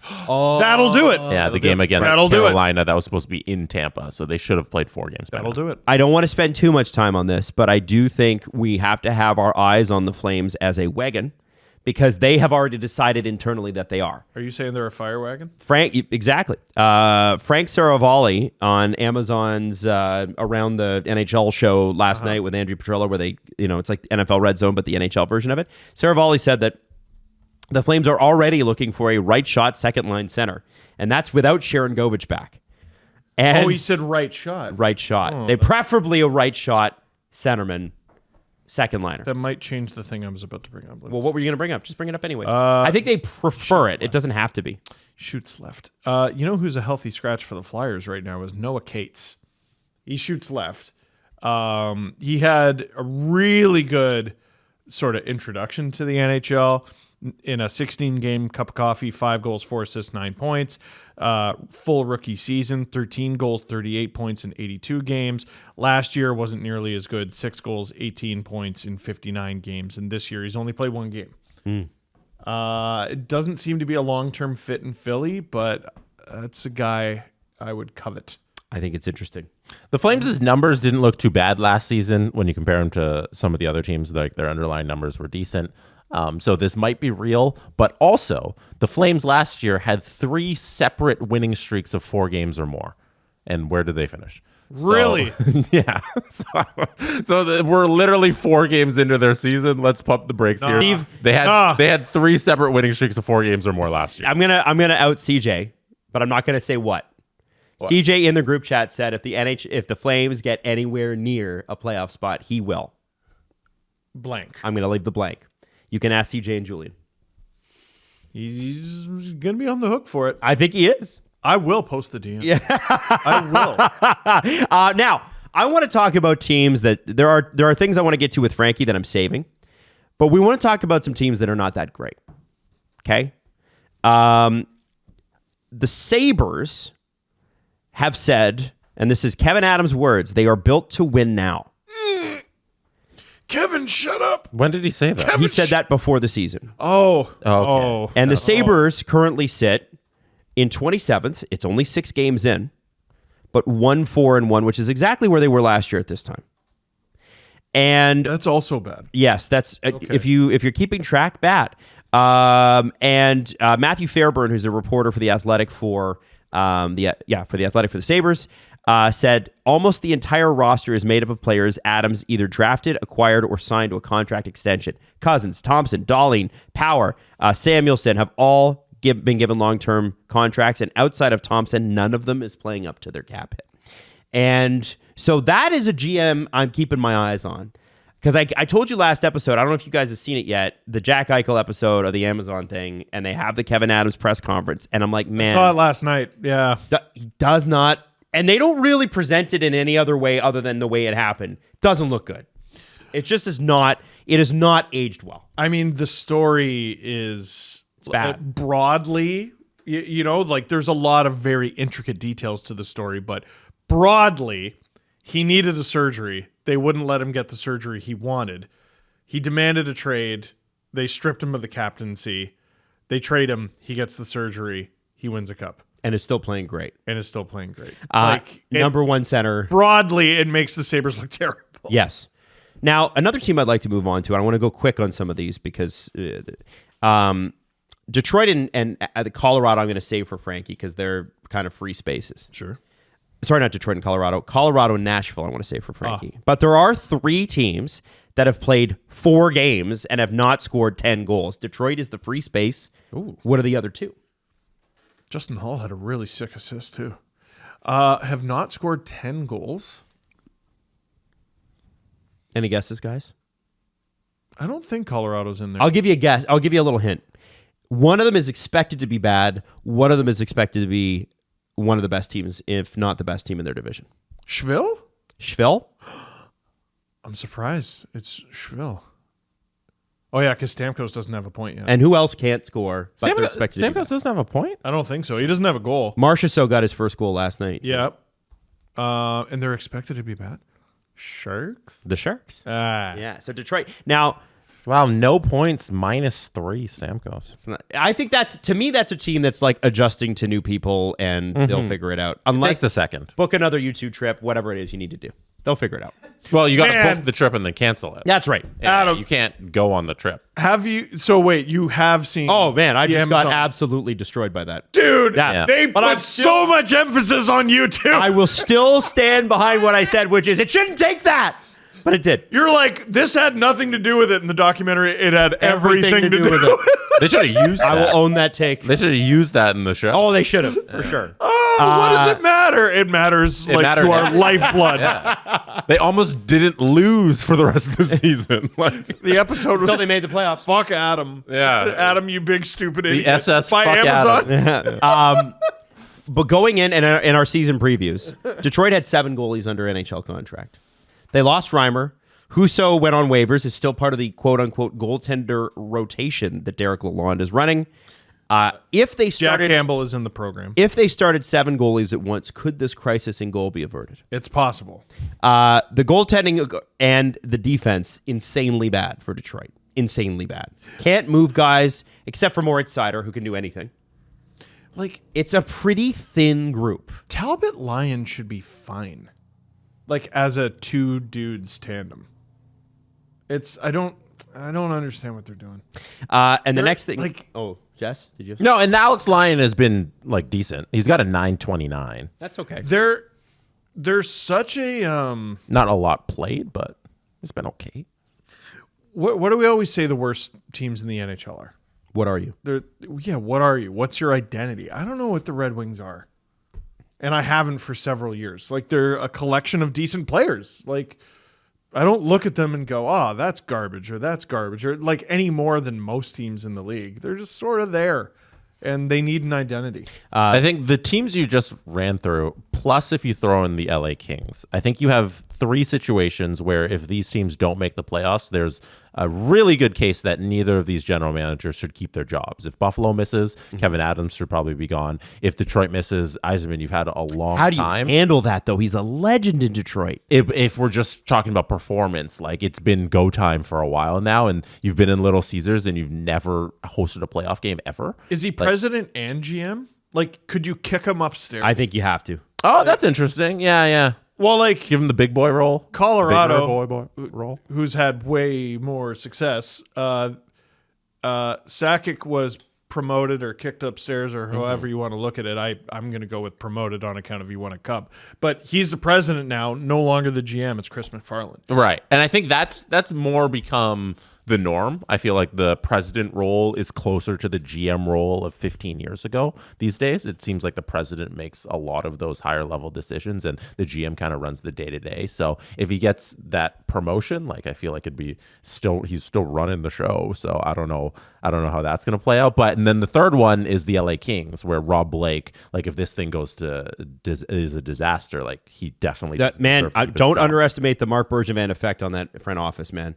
They started making Montreal moves. He's going to replace him. Are you kidding? No, they started making Montreal ass moves when he showed up there. Pierre-Luc Dubois, Joel Edmondson's contract. What are you fucking talking about? It's a pretty rich contract. Like, just I think if all 3 of those teams miss the playoffs, all 3 of those GMs might likely be fired. you know what, Jesse? I wonder how many of them make it till Christmas if this continues, right? Like, if it trends towards missing. it does go that way. Yeah. Very quickly. Listen, former players, I think, get a little bit more rope. Yeah, they do, especially when they played for the team. I think we're reaching the end of it. Yeah. Like the more rope has been a significant amount of time here. Blake- especially in LA. Blake is one thing. How do you do Stevie? Yeah. How much longer do you continue with the losing in Detroit? Who even does it? Who fires Steve Yzerman? The guy who owns the team. The Illich The family? Illich family, yeah. It's my team.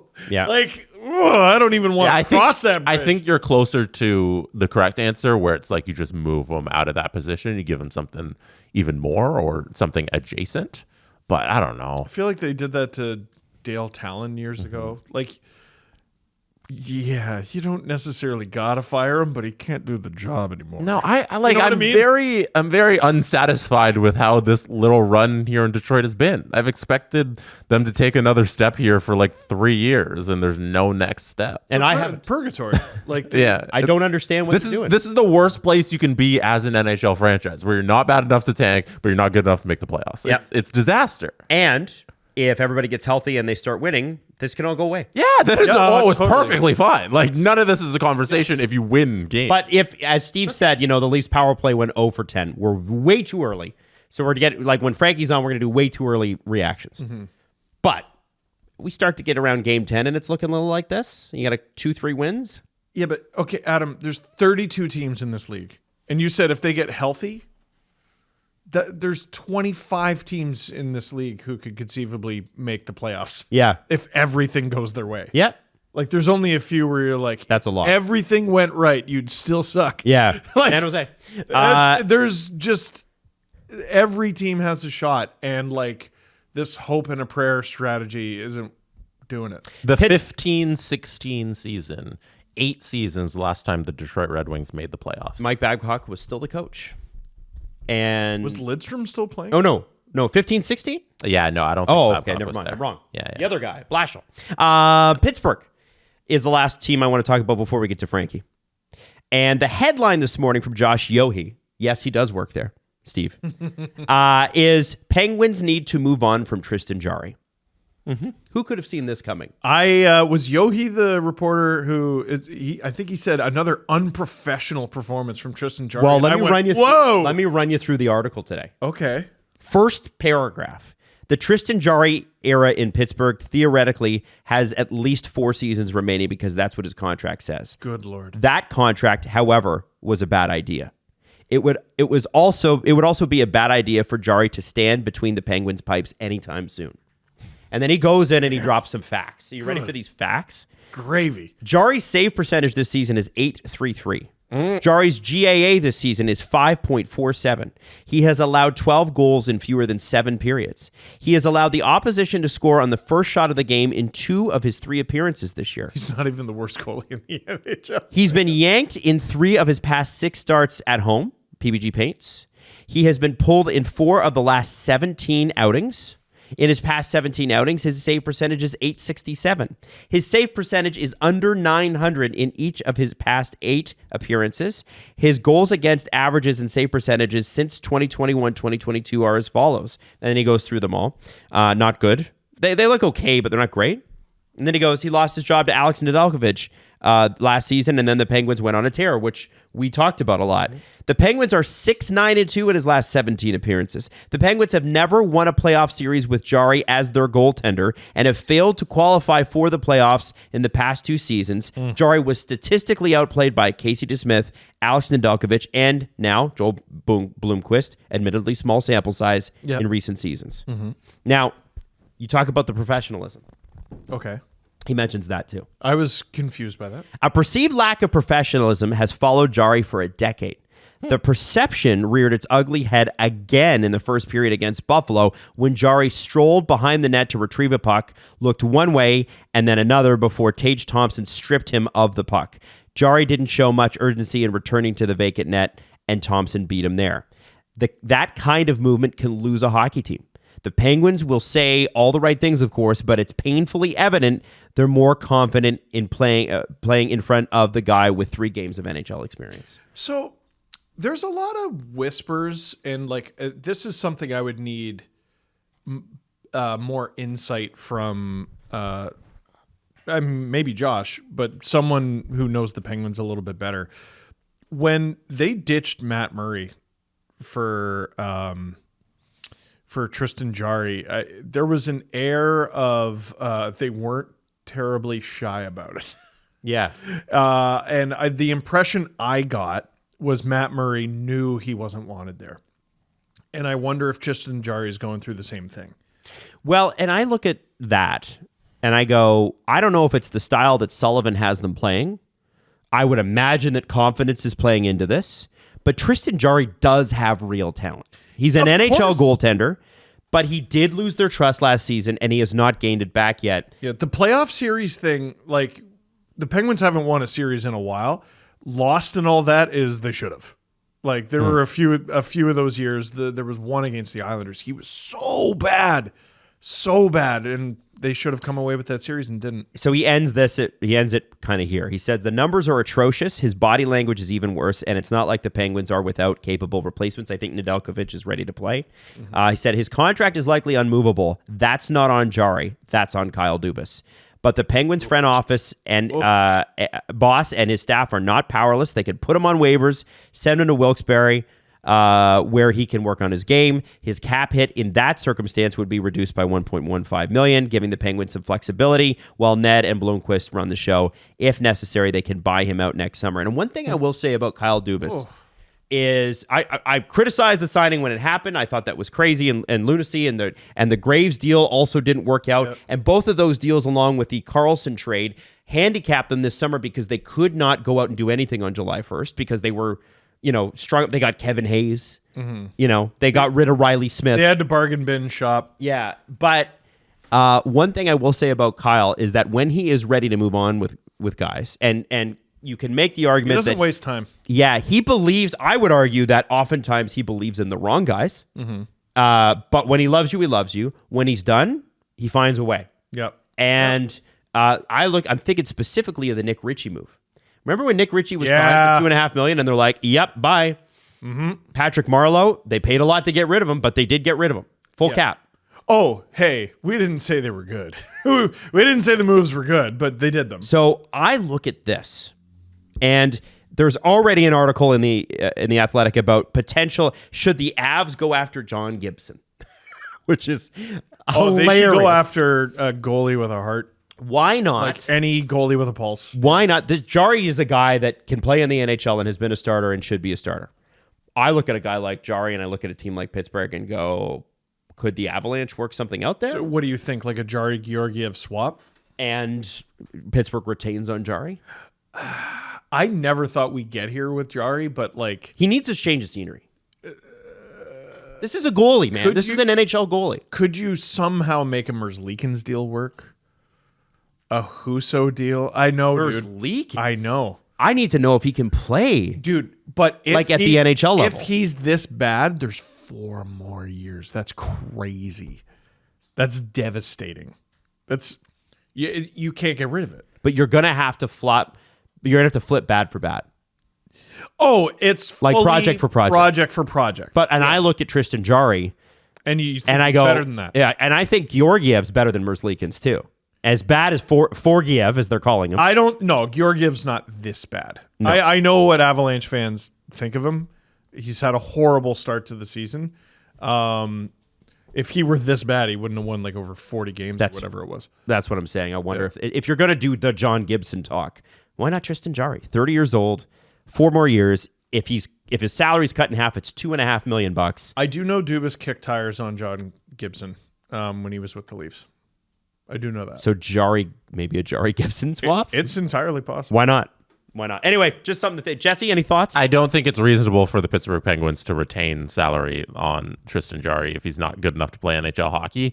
It's only 3 more years. It's this year plus 3 after it, so 4 total.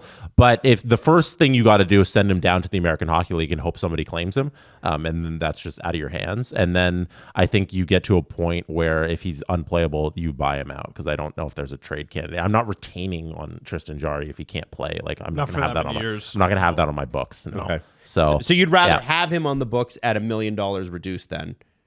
In terms of like sending him down? Yeah. I think the first option, because Nedeljkovic went yesterday to Wilkes-Barre Scranton for his conditioning stint. So he's getting ready, and your 2 goalies are going to be Nedeljkovic and Blomqvist. So your first option is you send Jarry down, you see if any GM wants it, and then you go from there and you see your other solutions. You can't have a guy moping around your organization either. Mm-hmm. Like if he's actually like emotionally checked out, you do have to do something. You send him down. And I don't blame him. Oh, and I don't blame them. I think it's a situation where they need it. I think there's a change coming. There's been guys with higher pedigrees than Tristan Jarry that have had to be sent down because they don't have it anymore. Yep. Yeah, or they need to find it. Or they need to find it. Yeah, look at Ilya Samsonov last year. Yeah. And then so you have like one side of the coin, which is Ilya Samsonov gets sent down, available to everybody. He finds his game in the minors. Jack Campbell gets sent down, can't find his game in the minors, and then he did. And then he did it in It's the just we minors. stopped paying attention. And then he can't get back to the NHL level. Is what right, I mean, yeah, you know? sure. And so you have this first option. Go from there. Yep, absolutely. One to watch. Let's get to Frank Corrado. Welcoming on Frankie Corrado from TSN, former Penguin, former Vancouver Canuck, and member of the VIP club because he appeared on one of our VIP episodes this summer. Frankie, welcome back, buddy. Thanks for coming on. Oh, man. It's nice to be a VIP. Yeah. I don't care where it is, just to hear that you're a VIP. Very cool. Thank you, guys. It's an honor. You're a special man. You're a special man. Now, Frank, listen, I texted you because I wanted you to come on and react way too early to things. And so before I ask you questions, I want to know, is there anything that you're like, God, I can't believe this. What is it? Like, what's hit you in the first 5-6 games of this NHL season? I can't believe, okay, if it's Leafs specific. Doesn't have to be. Doesn't have to be. Okay, it doesn't have, I can't believe the Colorado Avalanche. I mean, look at all the guys that are hurt there. So I guess it kind of does make sense, but I didn't expect them to be 0-4. Didn't expect Nashville to be 0-4, just with all the buzz around those guys. Toronto-centric, I kind of expected Joseph Woll to be available. Like, you had all summer to be ready, and, not ready, clearly. So just, I think there's a few things that have kind of caught us by surprise, but and I guess Edmonton just kind of getting off to a slow start. Although, like, think about the emotional high, or how draining that would have been going all the way to the finals and losing in Game 7. How do you find that energy in the early going of the season? But it's been interesting, and I don't know. There's a lot of storylines. Tampa Bay is pretty good. Yeah. Have you seen that? Like, it was funny. I was talking to someone in Vancouver, and they were talking about the game because the Canucks just played them. And they were talking about Vasilevsky, and I'm like, welcome to the Atlantic Division, where you have to play Vasilevsky and Bobrovsky and Swayman, and who am I missing? And Allmark now who and has his own team. Welcome to the Atlantic, my friend. You do it twice a year. So, it's interesting. The Joseph Woll thing is very interesting because things are going so well in Toronto. We're winning and there's no real problems. Imagine if Treliving didn't go out and get Stolars, and I prefer not to. and it was a dire situation where you have like Matt Murray and Hildeby who have to hold the net down while we wait for Joseph Woll to become healthy. How about this? Like, okay, he picked the right goalie too. Yes. Like, what if he signed? It's early, but what if it was the Lankinen or Kakinen, or it's like they picked the right guy with, exactly. They picked the right guy with Stolar. So I think that's a credit to them. And like, his numbers have been really good. The only thing that would have maybe spooked you off is that, prior to, let's call it the last couple of years, he had been hurt. 27 games is the most that he played. And you're theoretically putting him in a situation where he's got to play 30 to 35 plus, even if Joseph Woll is healthy, right? So that's the only thing that maybe would have spooked you, but they've picked the right guy. So credit to them for identifying him. Yeah, Brossoit got injured at the end of August, was it? Like, imagine... Kakinen's hurt too. Colorado claimed him on waivers from Winnipeg because Georgiev has like the worst goal save above expected in the history of the game. Wow. And they wanted the Kakinen, and he's hurt. He's on the IR like everyone else. So you're right, Jesse. Like, there's guys already getting hurt that were supposed to be goaltending answers for other teams. They're one signing away from this being a disaster start in Toronto. Yeah, well, they're not. What do you mean? But it's not. But it's not. What do you? That's a very me thing to say. Not though. I know we want to stay current here, but when you were talking about Vasilevsky, it's like people forgot how good he is. And welcome to the Atlantic. Was there ever just a miracle goalie performance that either happened for a team that you were playing for or against the team you were playing for, where just for those 60 minutes that goalie decided, I am God? Oh my God. Yeah, there is one. There's a couple in the minors that stick out. I got to get this guy's name. He played for the Providence Bruins, and he played in the NHL a little bit. And this would have been 2017, 2018. We played them in the first round of the playoffs. I was out after game one. Like, I had a high ankle sprain. The guy's name was Zane McIntyre. That was the goalie's name. It was the first round in the AHL is like a game. It's best of 5, right? And so it's game 5. We were Wilkes-Barre Scranton, like wire to wire, best team on that side, where you get Providence. And this guy in the last game put together a performance that like just I don't know if he'll ever have that kind of performance again, or if he ever had that kind of performance again. Like it was an absurd amount of shots in Game 5, and it's just like it was probably just like an out of body experience for him. Do you have Zane McIntyre's numbers there? I will look it up. I don't even know. Hold on. Zane McIntyre DB. I'm looking right now in the you got playoffs. them? Like you got to find the playoff game log, and NHL or A. No, this would be AHL. Okay, so AHL playoffs. So like 2018 Calder Cup playoffs. Pulling them up. I just want to know if he did anything in his career. Okay, regular season plus or postseason. 2017 Calder Cup playoffs. I know I'm chopping it up right now. But Providence it was wild. Bruins. Okay, well he had a 914 in the regular season. 50 saves on 51 shots in Game 5. There, Oh, there it is. wow. A nine. You found it. Damn. Yeah, it was April 30th, 2017. It was 50 saves on 51 shots on the road and a 980 save percentage in a decisive Game 5. Like, what do you Game do? of his What do you life. do? Game of his life. He What do has you do? played 8 total games, and they came after that. They came the season after that. He's currently in the Wild system, but an 858 save percentage at the NHL level, 397, 0-4-1 is so he's never got a win. 858. Yeah, has he not yet got a win? I don't get it. Isn't that nuts? I don't get it, man. On that night, that guy was like He was God. in a different stratosphere. Yeah, exactly. Wow, that's cool. I like that. Colorado bound?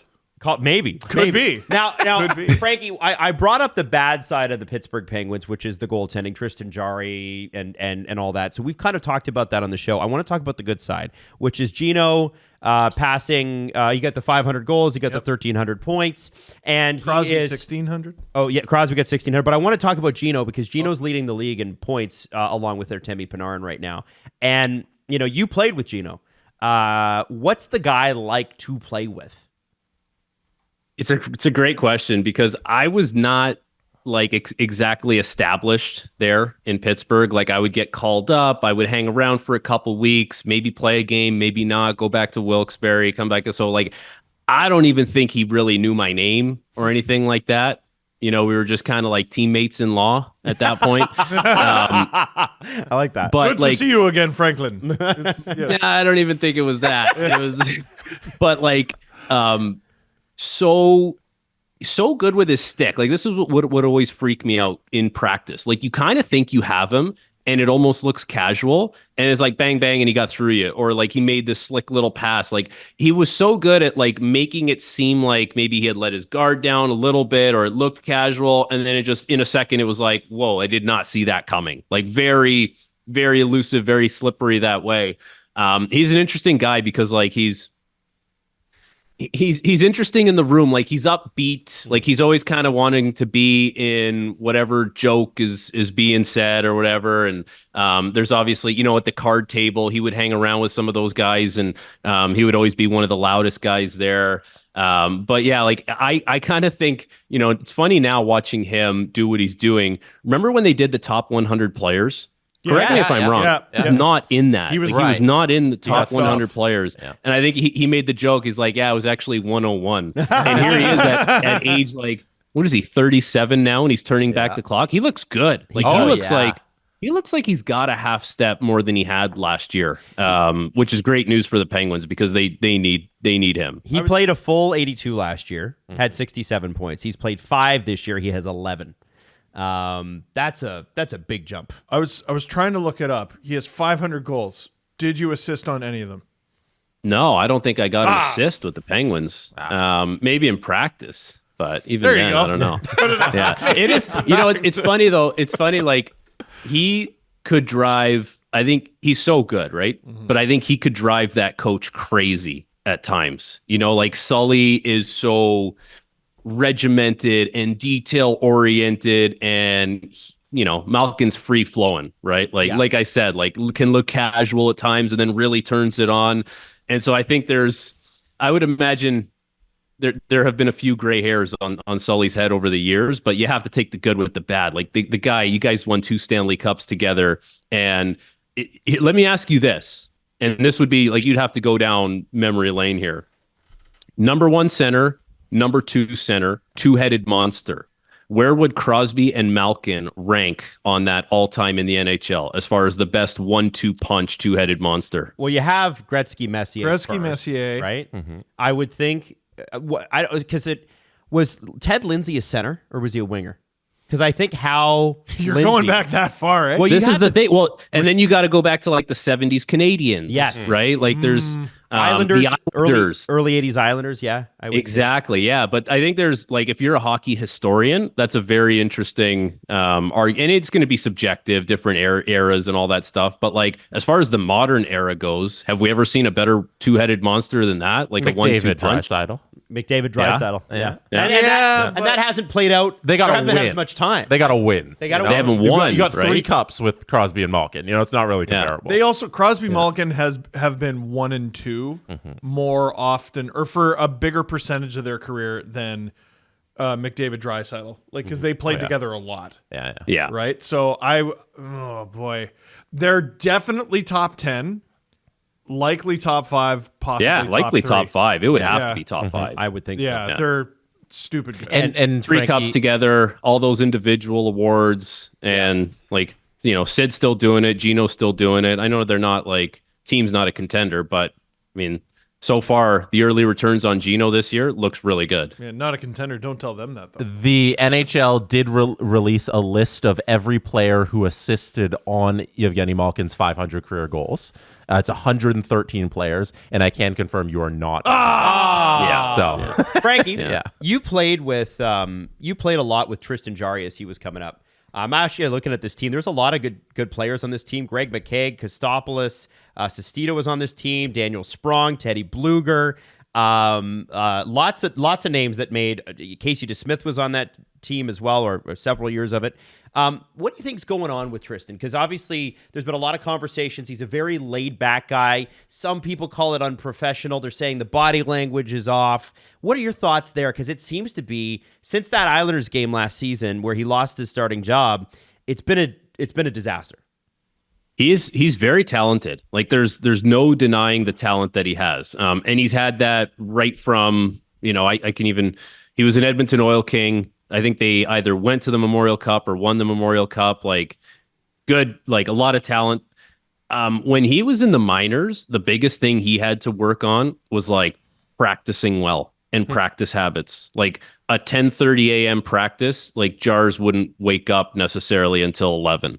You know, so the first little bit, it's like, okay, someone tell Jars that practice started. Yeah. To his credit, he has, you know, figured that out. And now he's had moments where he's a 2-time All-Star and he's been a good goalie in the NHL. He's been fairly dependable.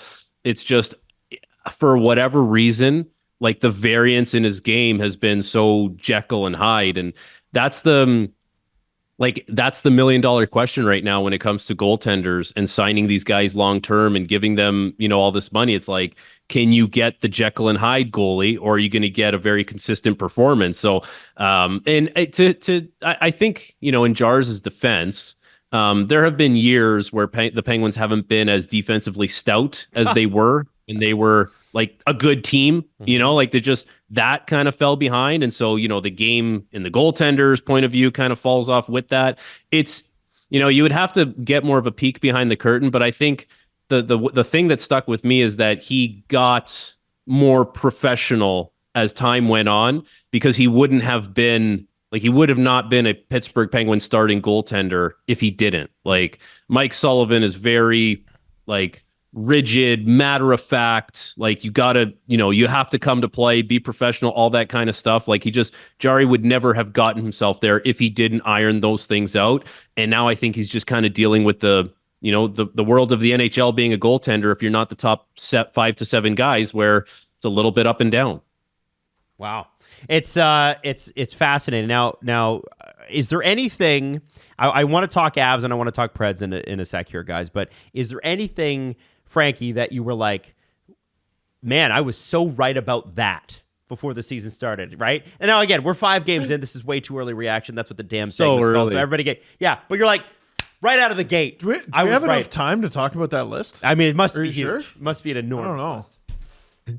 The one I want to say that maybe I was right on is Seattle is off to a 3-2 start. They look like they're okay. I went on a limb saying I think Seattle's going to be a playoff team. And I think LA was the team that I had taken out. So, maybe that's the one. It still remains to be seen. Like they obviously believe in Joey Decord, so they gave him the 5-year extension.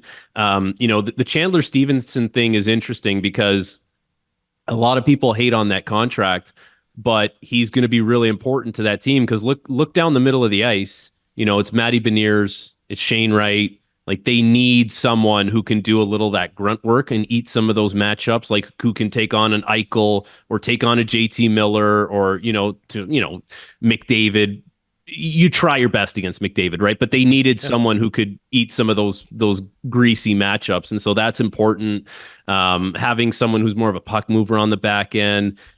I don't know. Maybe that's one I'm right about, and maybe LA falling off is one I'm right about too. But I don't know. Like it's just so much time. There's so many games to be played. No. You asked me. I didn't come on here looking to brag about being right about it. A little, Frank. We were talking about this too, guys. Like John Gibson has been in a bazillion trade rumors for pretty much since he signed that extension. Yep. And the Avalanche are bad in net right now. They've already been linked via The Athletic this morning.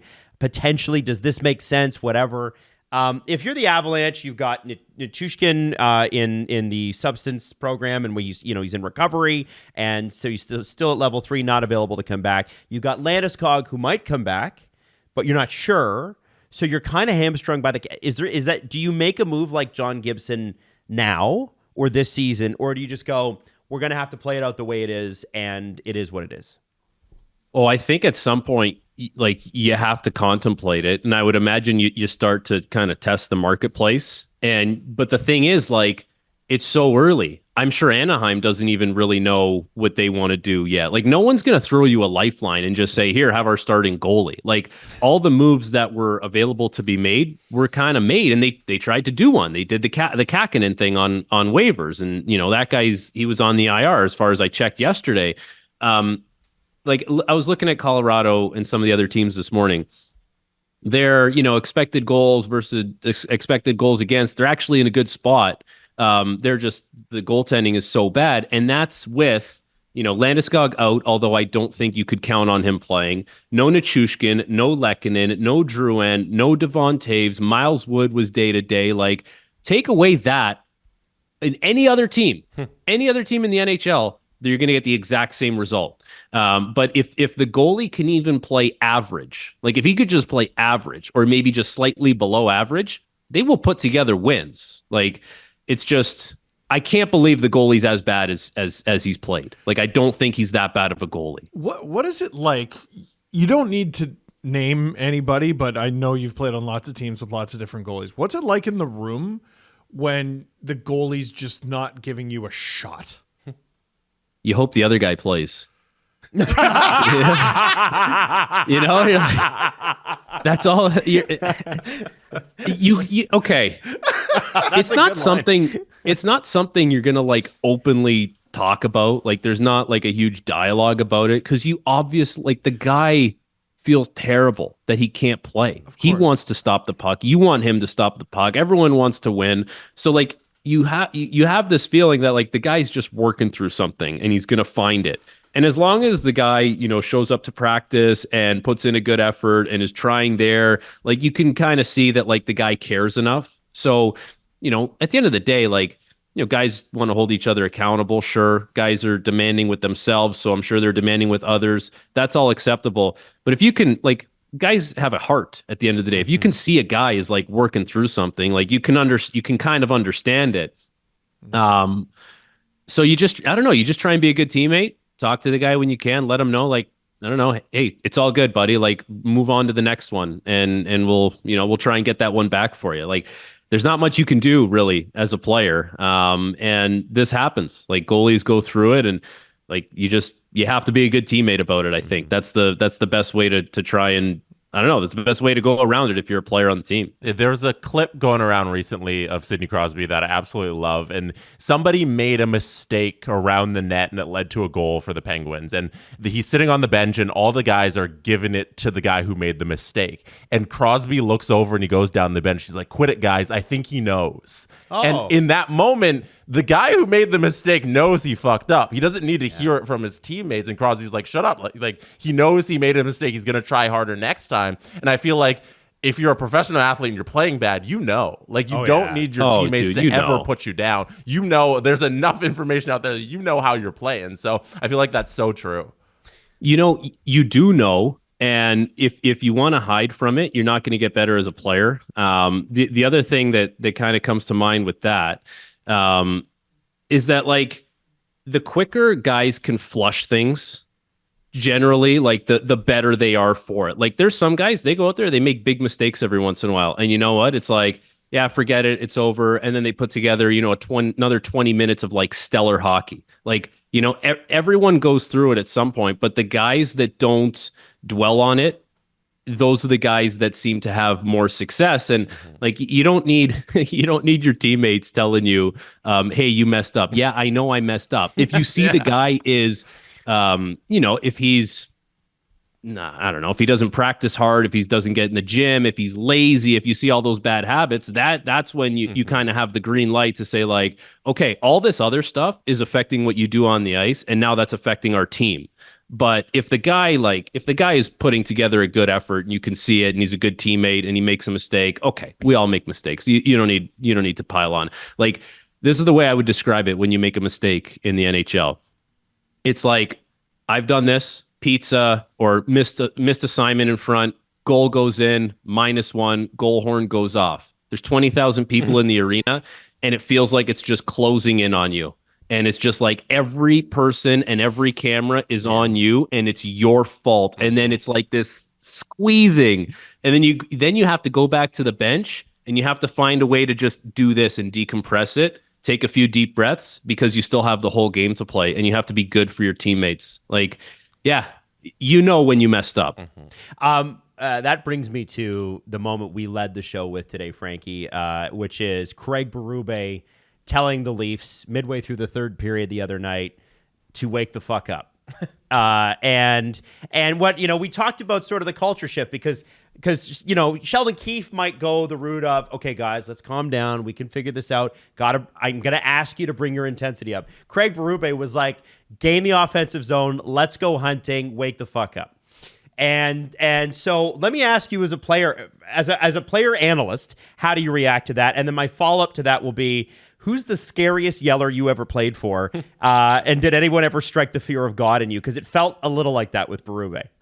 Okay, there's two very good points. I think with the Berube thing, Sheldon Keefe runs hot. Okay, like, I don't think Sheldon was the type to just pat everyone on the back and say, "It's okay, guys, we'll get going here." Like, he runs hot.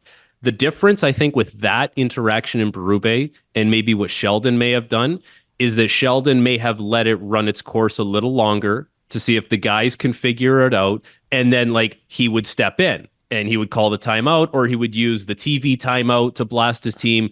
Whereas I think Berube just kind of like shot from the hip there and said, "I've seen enough. Like, this is, if it was 8 minutes, it was 8 minutes too long for me to see of that. And I'm just going to shoot from the hip, and I'm going to make sure that, like, they know earlier that this is not going to fly." So I don't think it's a matter of mentality. I think it's just a matter of patience, how long you're going to let it go for.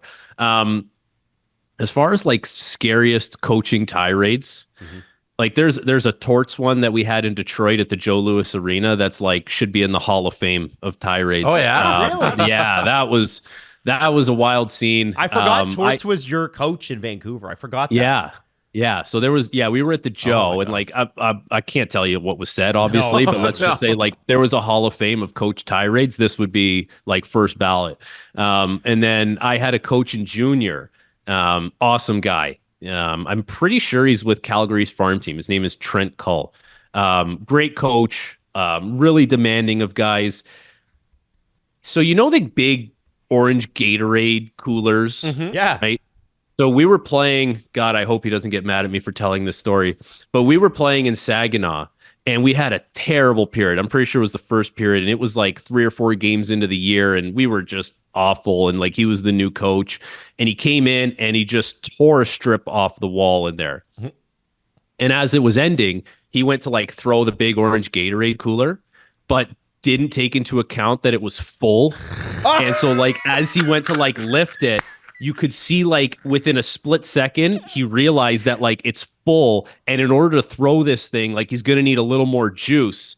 And so like, credit to him, like he was a really tough guy when he played, like he was a fighter.